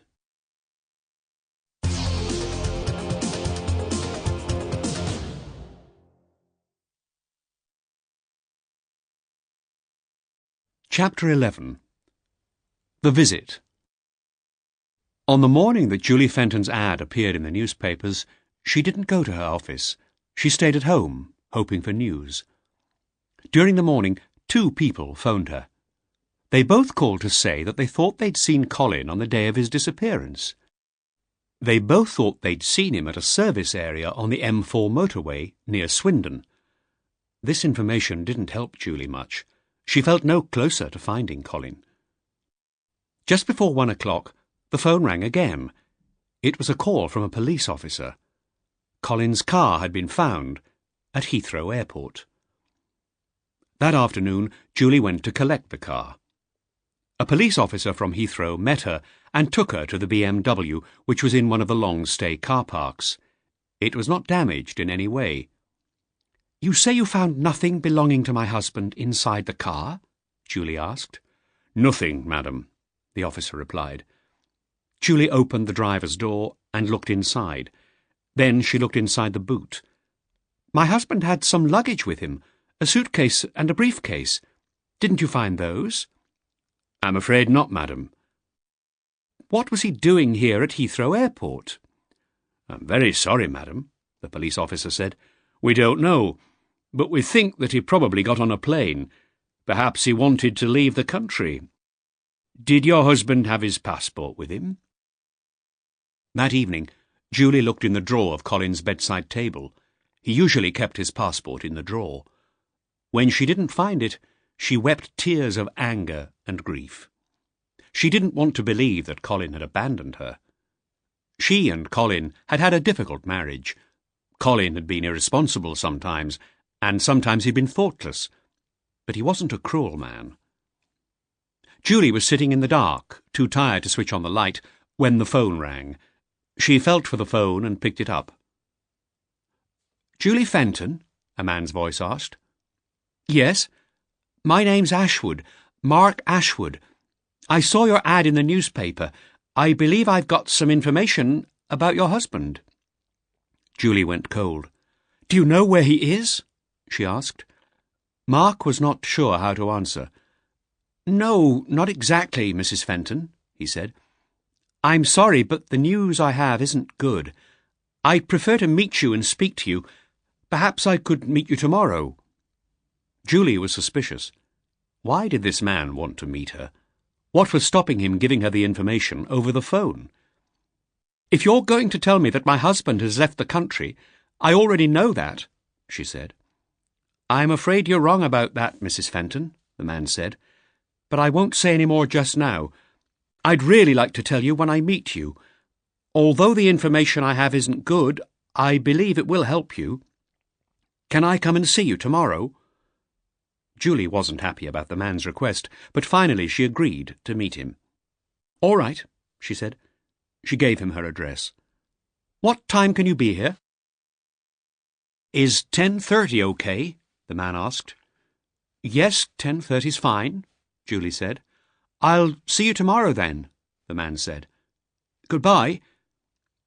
Julie put the phone down and switched on the light. She realized that she hadn't eaten that evening. She was confused and tired. After some hot tea and a little food, she tried to do some work at the kitchen table, but it was hopeless. Soon she went up to bed. The doorbell rang while Julie was still eating breakfast. She'd slept till 9 o'clock, and she hadn't been downstairs long. "Come into the kitchen," she said to Mark. "Let me give you some coffee. I'm having some myself." Mark followed her into the kitchen. The table was covered in papers where Julie had been working the previous evening. Julie moved the papers and took a mug from the cupboard.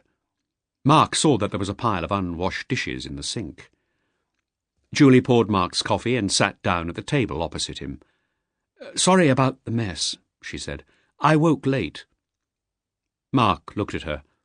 Her eyes were tired, her skin was pale. He tried to think of how he should begin his story.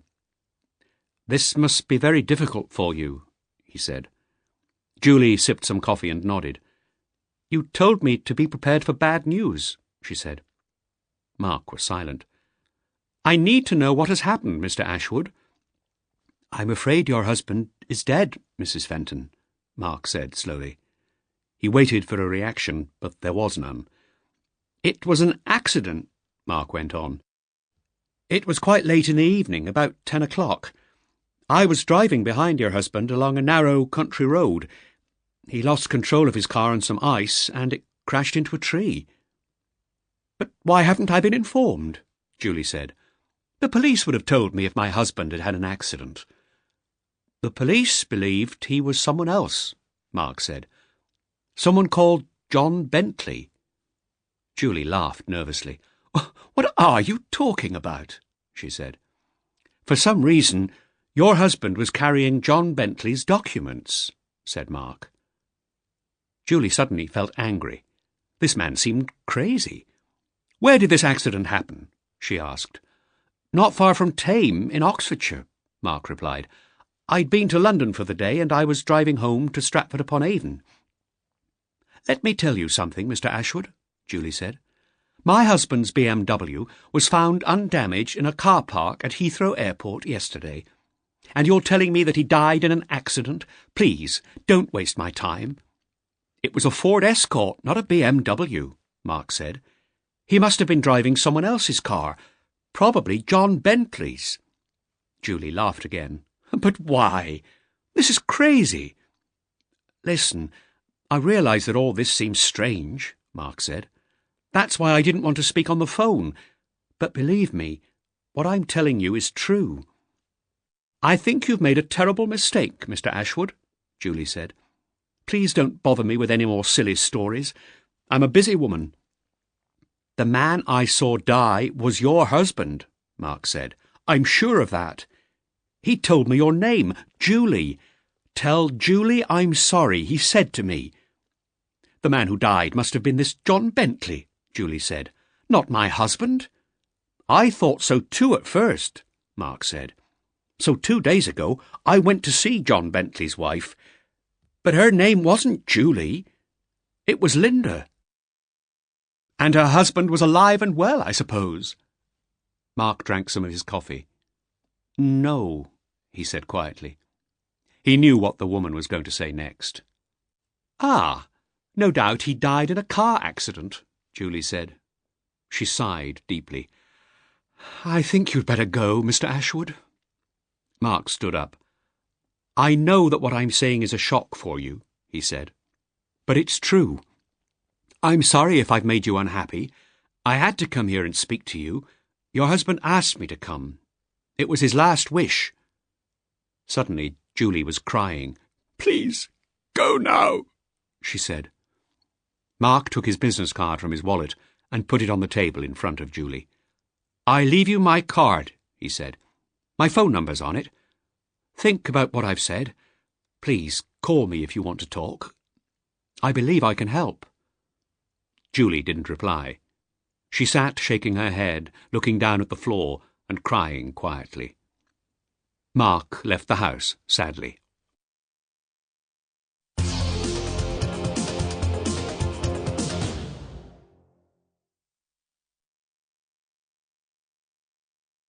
Chapter 12. The Robbery. After Mark Ashwood's unexpected visit to Brentwood, it was clear to the Bentleys that John couldn't stay hidden in the house any longer. Linda found a cheap hotel for him in a suburb which was nearer central London, not far from the River Thames. The hotel was the kind of place where you paid in advance for your room, and nobody asked you any questions. It was an old building, and some of the windows had boards over them. On the ground floor there was a small, ugly bar where people in cheap clothes sat drinking all day. John's room on the first floor was dark and dirty. The glass in the window was cracked. It was late on a Tuesday evening. John Bentley was excited and nervous. He and Linda sat in the cold hotel room, waiting. There was a bottle of whisky on the table beside the bed. John lifted the bottle to his lips and drank. For a few moments he felt calm. Then the nervous excitement returned. This was the night. After tonight he would be free forever. At 1:15 in the morning, John checked his things. A set of keys, a small torch, a pair of rubber gloves, a roll of adhesive tape, a small wooden box, a car jack, and his gun. He put the keys, the gloves, the torch, the tape, and the gun in his pockets, and he put the jack and the wooden container in his black sports bag. "It's time to go," he told Linda. They got into the van, and Linda drove it towards the centre of London. The city streets were quiet. It took about 20 minutes to reach Sandwell's. The jewellery shop was a 2-storey building. The front of the shop was in a wide, busy shopping street, but there was a back door too. This door was in a quiet road where delivery trucks stopped. In this road, apart from back doors of shops, there were some offices and a bank, but there were no houses. No one went there late at night. Linda drove the van to the back of Sandwell's. She and John checked their watches. It was 1:35. "Come back in exactly half an hour," John said. Then he got out of the van, carrying his sports bag, and he watched as Linda drove slowly away. Standing in the shadow of the shop's back door, John pulled on his rubber gloves. He took the set of keys from his pocket and unlocked the steel shutter that protected the door. Then he lifted the shutter and he used another key to open the door itself. Now he had 20 seconds to enter the correct code on the keypad of the shop's security system. If he failed, the alarm bells would ring, here and in the nearest police station. John dropped his sports bag inside the door, then he took the torch from his pocket and turned it on. He ran along the corridor which led towards the front of the building. Halfway along the corridor, on the right, was the door to the manager's office, and on the wall outside this was the keypad. By the light from the torch, John quickly keyed in the 6-figure code.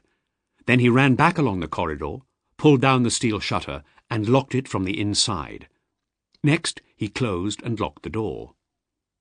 John stood with his back against the door, breathing hard, his heart beating fast. Now he was safe for a while. He waited for a few moments. Then he picked up his sports bag and walked towards the front of the building again. The corridor led to the shop itself and to the stairs which went up to the workshop on the upper story. But halfway along on the left, opposite Mr. Rose's office door, was the door to the strong room. In here the shop's main stock was kept, as well as some very valuable stones which would be made into special pieces of jewellery in the workshop. Leaving his sports bag in the corridor, John turned to the door of the strong room. It was a heavy steel door with an electronic combination lock. John keyed in the correct code, pushed the door open, and entered the room. There were no windows in the strong room, so it would be safe to switch on the light. But first, John had to do something about the video camera, which was fixed high on the wall above the door. Whenever the light was on inside the strong room, the camera sent pictures to a video recorder in the manager's office. John took off his coat and threw it over the camera so that it covered the lens. Only then did he turn on the light. The strong room was lined with shelves on 3 walls. Against the 4th wall, next to the door, was a steel cabinet with many drawers. Inside these drawers were the precious stones, as well as the most expensive pieces of jewellery that were displayed in the shop during the daytime. On the shelves around the strong room were boxes of good quality but somewhat less expensive pieces. John removed the boxes and carried them to the back door, piling them neatly, one on top of another. Then he returned to the strong room. In a corner, he found a large, empty box.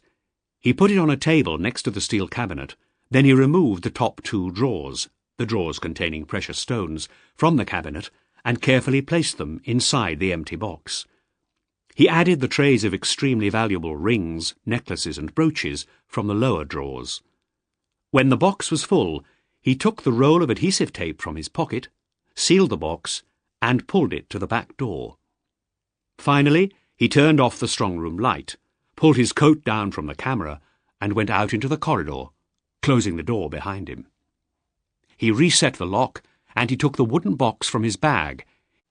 He opened it and took out a piece of plastic explosive, which he pressed onto the strong room lock, together with a detonator. He used the tape to keep the detonator and its timer in place. Next, John picked up his sports bag, removed the car jack, put the wooden box back in the bag, and went into the front of the shop. He held his torch in his mouth and opened 2 glass display cabinets with his keys. The cabinets contained some good pieces of jewellery, and he threw the contents into his bag. Finally, he relocked the cabinets and used the car jack to smash the glass. Then he took the sports bag to the back door and put it on the pile of boxes. He checked his watch. It was 5 minutes to 2. There was no time to lose. He had another 10 minutes before Linda returned with the van. John ran up the stairs to the workshop, holding the car jack in his hand. There was a skylight in the roof, which was locked from the inside, and below the skylight was a grill of metal bars. John stood on a chair. He took his car jack and pushed it between the 2 central bars of the grill. He turned the jack's long handle quickly, forcing the bars apart. Soon the gap between them was wide enough for a man to climb through. He removed the jack and used it to smash the skylight's glass and lock. He opened the skylight. John hurried downstairs to the strong-room door, still carrying the jack. He checked his watch. It was 2:05. Linda should arrive at any moment. He set the timer of the detonator and ran along the corridor. He leant against a wall and waited, breathing hard, wiping the sweat from his face with the back of his hand. After a minute, he heard a small explosion. He ran back to the strong-room door. The lock had been destroyed. At that moment, he heard a van stop outside the back door of the shop. He unlocked and opened the door, then he unlocked and lifted the shutter. Linda had parked the van just outside and had opened its back doors. John and Linda worked quickly, lifting the boxes from the corridor and sliding them into the back of the van. When they loaded the boxes, John threw in his jack and his sports bag. He closed the doors. Then he rushed back inside to the keypad and reset the alarm code while Linda started the van. Immediately, the alarm started ringing. The noise was terrible, and it seemed to fill the empty street. John ran back outside, closed and locked the back door of the shop, pulled down the shutter, and locked that. Then he jumped into the van, slamming the passenger's door behind him. Linda drove away down the street at high speed, the tyres screaming as she turned the corner. But after a few minutes, she slowed down. Soon she was driving carefully towards the cheap hotel by the river. John got out of the van at the hotel, and Linda drove on till she came to the Red Lion. Frankie Simpson was waiting for her at the pub. It was 2:50 in the morning, and there was nobody in the street. Frankie helped Linda to get the jewellery into the building. Then the two of them began to check the items of jewellery against the list that Linda had already given Frankie. It was a long job, and it took them nearly 2 hours. Linda kept some of the jewellery. A few pieces she wanted to wear herself. The others she would sell later when she and John had escaped to Spain. While Linda had a drink, Frankie Simpson began separating and repacking the jewellery, ready for his men to deliver to other fences in London, Birmingham and Manchester. 2 days, Frankie said. You'll have your money in 2 days. OK. Right, said Linda. I'll meet you here on Friday evening. Come at around 5 o'clock, Frankie said. I'll be here, said Linda. When Linda finally got home, it was almost 6 o'clock. She went to bed for a while, but at 7:30 she was up again. She had to go to work. Linda arrived at Sandwell's at 10 to 9, as she did every Monday to Friday. 2 police cars were parked nearby. Linda walked into the shop, trying to look surprised. The other staff members were already there. They were standing together, talking. Uniformed police officers were examining the broken display cabinets. Mr. Rose was talking to a police inspector who was wearing a raincoat. Linda walked over to her colleagues. "What's happened here?" she said, looking around the shop. "And when did it happen?" "We think some thieves got in through the skylight in the middle of the night," one of them replied. "They smashed the glass and the lock, and they forced open the bars of the grille." "Are there any clues that will help the police to identify the thieves?" Linda asked quietly. "A well-organised gang, that's what the police think," the colleague replied. "There must have been several thieves, and they must have worked fast. They broke in at 2:05, that's when the alarm bells started ringing, and they'd gone when the police arrived at 2:15. The manager finished speaking to the police inspector. He came over to Linda and her colleagues. "The police have asked us not to touch anything here until they have checked for fingerprints," Mr. Rose said, "and they will talk to each of you to see if you know anything that might help them. Perhaps someone will make coffee for us all. I'll be in my office." One of the policemen came to talk to Linda. He asked if she had any ideas about who the thieves were, and he asked where she had been the previous evening. But Mr. Rose had told the police officers that Linda's husband had recently died, and the man questioned her very gently. When she said that she had been alone at home the previous night, the officer thanked her politely and went on to talk to someone else. Linda made lots of coffee. She gave some to her colleagues and to the police officers. Then she took a cup to the manager's office. Mr. Rose was talking on the phone to the shop's insurance company. Linda put the coffee on his desk. She was about to leave the room when the manager finished his phone call. "Linda, there's no need for you to stay here," he said. "The shop will be closed for a few days, I expect. Since you're leaving at the end of the week anyway, you might as well finish work now. I expect you have a lot to do before you move to Scotland." "That's very good of you, Mr. Rose," Linda said. "I am very busy. There's a lot of packing and cleaning to do at the house." "Are you going back to Glasgow immediately?" "Yes," Linda replied. "I've been lonely in London since John's death. I need to move away. The sooner the better." "Do you need any help?" the manager asked. "I could send one of the others to help you if you want." "No, I can manage," Linda said. "But thanks anyway." "We'll miss you," Mr. Rose said. "We'll miss both of you. John was a good man and a hard worker." Linda looked down for a moment. "Yes," she said. A few minutes later, Linda left Sandwell's for the last time. She walked through the shop, stepping over pieces of broken glass, and out into the street.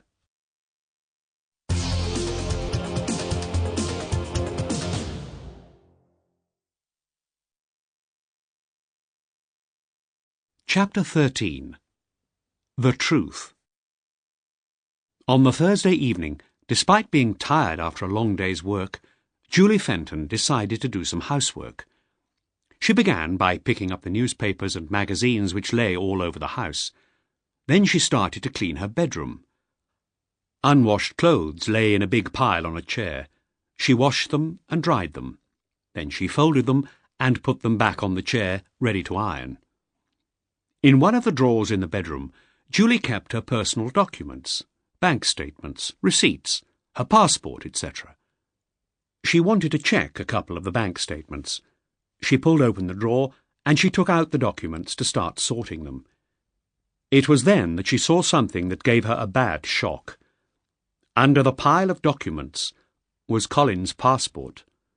And if Colin's passport was in the drawer, then he couldn't have left the country. He couldn't have left the country without the passport, so he hadn't abandoned her. He must have had an accident. Perhaps he was lying ill or unconscious somewhere. Julie sat down on the bed. Then she remembered what Mark Ashwood had told her. On the day of Colin's disappearance, Mark had been driving north near Thame, when he had seen a fatal accident. That was at about 10:30 p.m. Other people said they'd seen Colin at a service area on the M4 earlier the same evening. What if Colin had been involved with this John Bentley, the man that Mark Ashwood had talked about? Julie realised she needed to speak to Mark Ashwood again.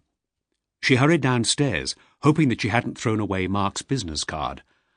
After a minute, she found it in the kitchen, among some letters that were lying on top of the fridge. She picked up the phone and called Mark's number immediately. "This is Julie Fenton," she said when Mark answered. "I'm glad you phoned," Mark said. "I need to talk to you," said Julie. "I've thought about what you said. You could be right. Perhaps the man you saw die was my husband. I need to find out as much as possible about that man's death."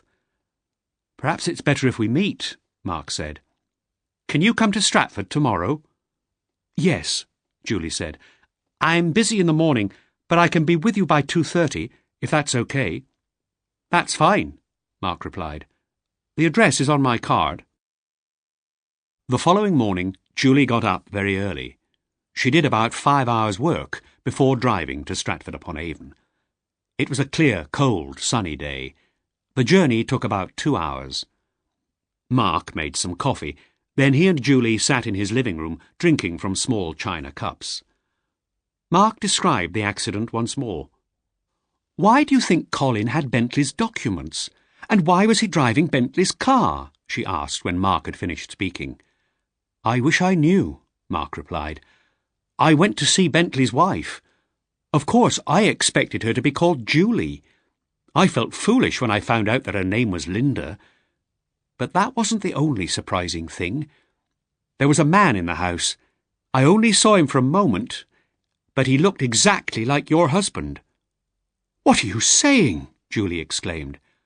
"Well, obviously it wasn't Colin," Mark said. "Then who was it?" "It could have been John Bentley," Mark said. "I'm sure that he and your husband had exchanged identities on that day in January. I don't know why, but they were able to do it because they were doubles. They looked just like each other." There was a silence. Julie looked thoughtful. Then she said quietly, "There must have been a funeral." "Yes, I suppose you're right. It won't be hard to find out if there was a funeral for someone called John Bentley in the Brentwood area in the weeks after the accident." Julie thought that there was something deeply wrong about all this. Colin had died, but there was no official record of his death. Someone else, some strange woman, had taken Colin from her, had given him a new name, and had him buried or cremated. "This is horrible, Mark," she said. "I'm sorry," Mark said. "I really am sorry." "I won't rest until I've given Colin back his own name," Julie said. "Will you help me?" Mark looked at the sad woman who was sitting next to him. "Yes, I'll help you," he said. "Let's go for a walk. It's a sunny day. We can talk some more and decide what to do next." The small town of Stratford was peaceful that afternoon. They walked along the banks of the River Avon. A woman and 2 children were throwing pieces of bread to the swans and ducks on the river. Julie and Mark sat on a bench looking at the river. There were huge willow trees on the far bank. In a few weeks' time, there would be new green leaves on them. There would be new life everywhere. "It's time for me to start a new life too, Mark," Julie said, looking at the trees. "But first I have to go and see this woman, this Linda Bentley.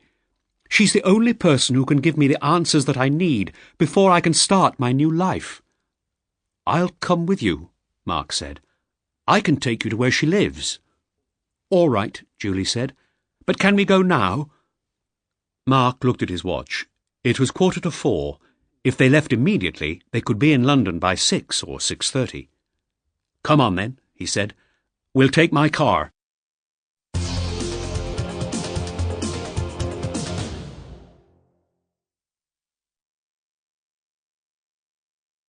Chapter 14. The Chase. While Mark and Julie were driving towards London, Linda Bentley was making preparations to leave her house. A large suitcase lay open in her bedroom. Linda was filling it with some clothes and some other personal belongings. All her other clothes and everything else that she did not want to take with her were in plastic bags outside the front door. In her shoulder bag she put her own passport and her husband's too. The fact that John was officially dead wouldn't stop him travelling. Linda hadn't told the British Passport Authority that he was dead, so he could still use his passport, and the border officials in France and Spain wouldn't know that he was officially dead, of course. Once they were in Spain, they could get themselves new identities and new documents. By around 3:30, Linda was ready to leave, but there was something she had to do first. She had to get her money from Frankie Simpson. She closed the suitcase and carried it downstairs to the hall. She drove the van to the Red Lion. Frankie was waiting for her in an upstairs room. Linda sat down opposite him. Frankie pointed to a hold-all by her chair. Linda opened it. It was full of banknotes. "I've counted the money," Frankie said.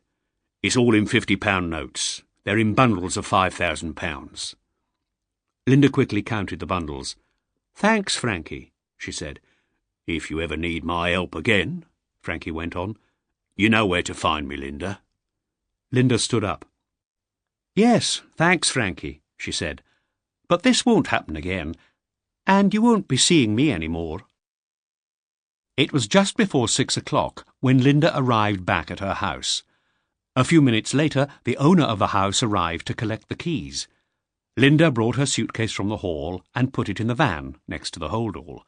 Then she closed the door of the house and put the keys into the owner's hand. "Goodbye," she said, "and thank you." She took one last look at the house, then she got in the van and started the engine. She didn't notice the blue car that had parked on the other side of the street a few seconds earlier. Mark and Julie had arrived outside the Bentley's house just in time to see Linda put a suitcase into her van and give her house keys to a tall, thin man with a moustache. "We're too late," Mark said.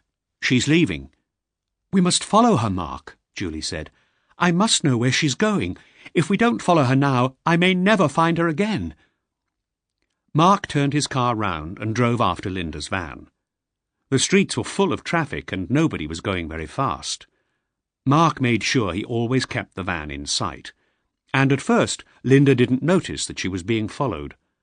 But half an hour later, when she arrived at the cheap hotel near the river, she was beginning to worry about the blue Volvo that was always behind her. Mark drove past the hotel and parked a little farther along the street. Linda had got out of her van and she looked at Mark's car as she entered the hotel. She thought she recognized the driver. There was no one at the hotel reception desk. Linda walked up the dirty wooden stairs to room number 10, where John was waiting for her. She knocked on the door of the room. "It's me, Linda," she called. "Get your things. It's time to go."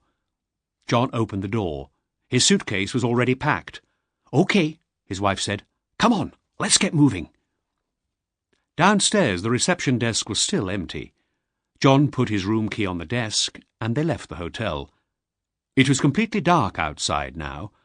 As they drove away, Linda noticed that the blue Volvo was still behind them.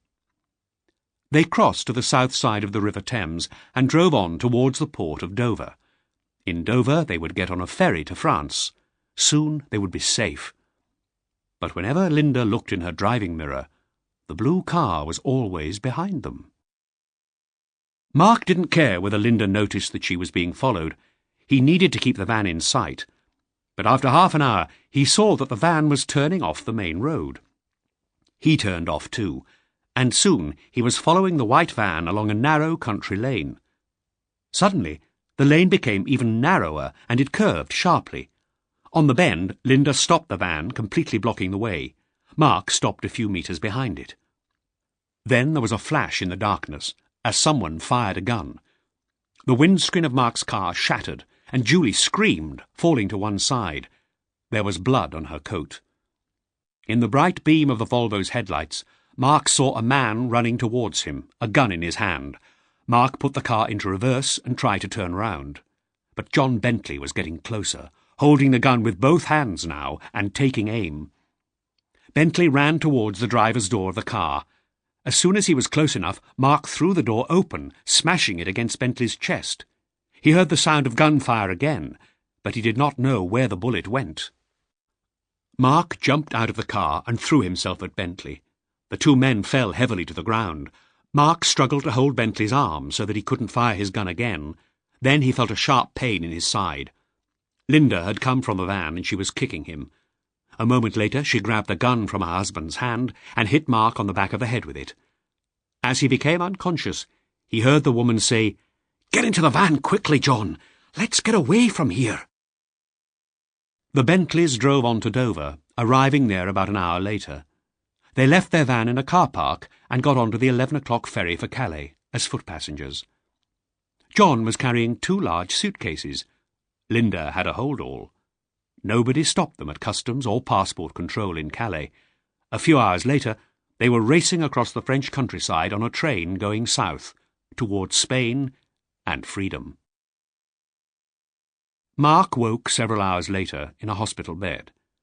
At first he didn't know where he was. There was a bandage round his aching head, and he felt terribly tired. But after a few minutes, he remembered that Julie had been shot. He called for a nurse. When the nurse came into his room, the first thing he said was, "Where's Julie? Is she all right?" "Don't worry, Mr. Ashwood," the nurse said. "She'll be fine. But she's lost a lot of blood. The bullet went through her shoulder, close to her neck."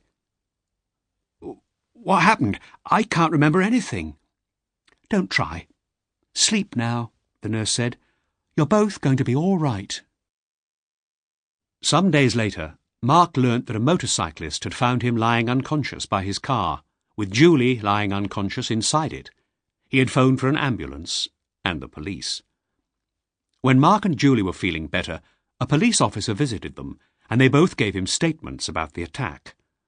Mark explained the whole story about Colin Fenton and John and Linda Bentley. With this information, the police were able to connect Bentley with the robbery at Sandwell's. At first, Mark was surprised that they believed his strange story, but a policeman told him that detectives had discovered that the lock on the skylight in the roof had been broken from the inside, not from the outside.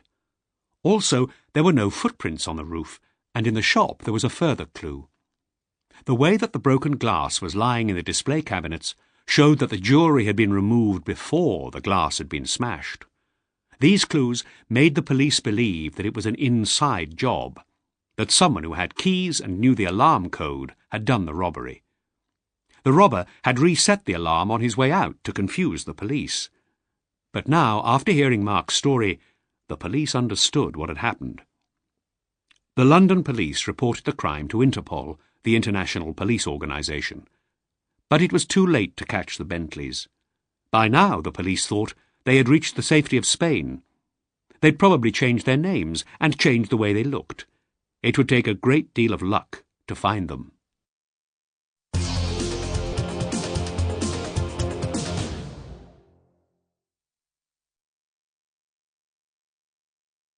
Chapter 15.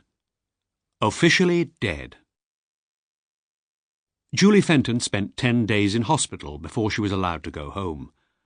When she was back at work, Mark Ashwood visited her often. Soon he'd become her close friend. That spring, Julie stopped using Mr. Booker as her accountant, and she asked Mark to look after her company's financial records instead. One sunny evening in late May, Julie and Mark drove to a restaurant in one of the villages outside Bath.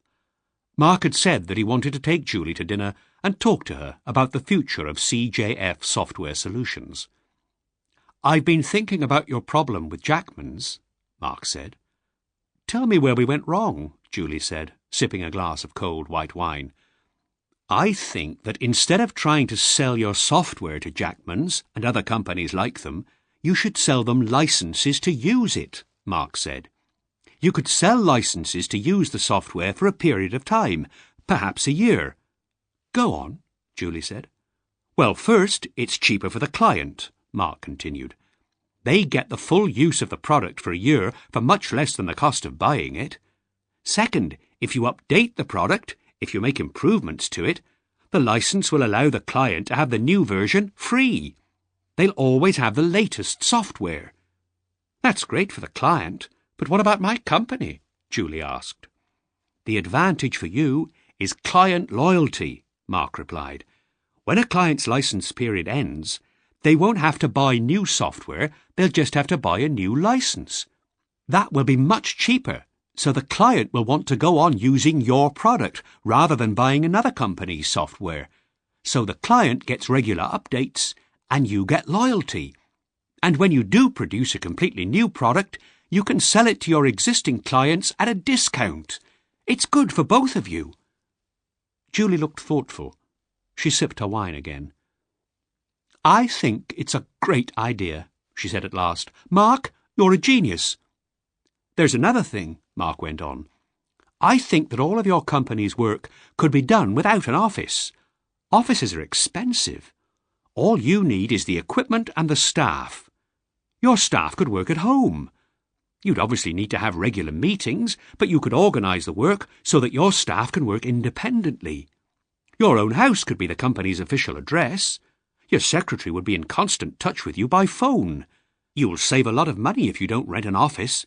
Your company will soon be earning well again." "Mark, you're wonderful," she said. And she kissed him. Later in the year, Mark sold his house in Stratford, and he moved to Bath. He became the financial director to CJF Software Solutions. By the end of the year, Julie and Mark knew that they were in love. Julie sold her house, and she went to live with Mark. Mark tried to get Julie interested in rock climbing. At first, she didn't think she was going to like the sport, but one day, a few years after their first meeting, she was holding on to a steep rock face with the sea far below her. Above her head, Mark was standing on a ledge, holding her rope. "Come on up," he shouted. "You're doing wonderfully."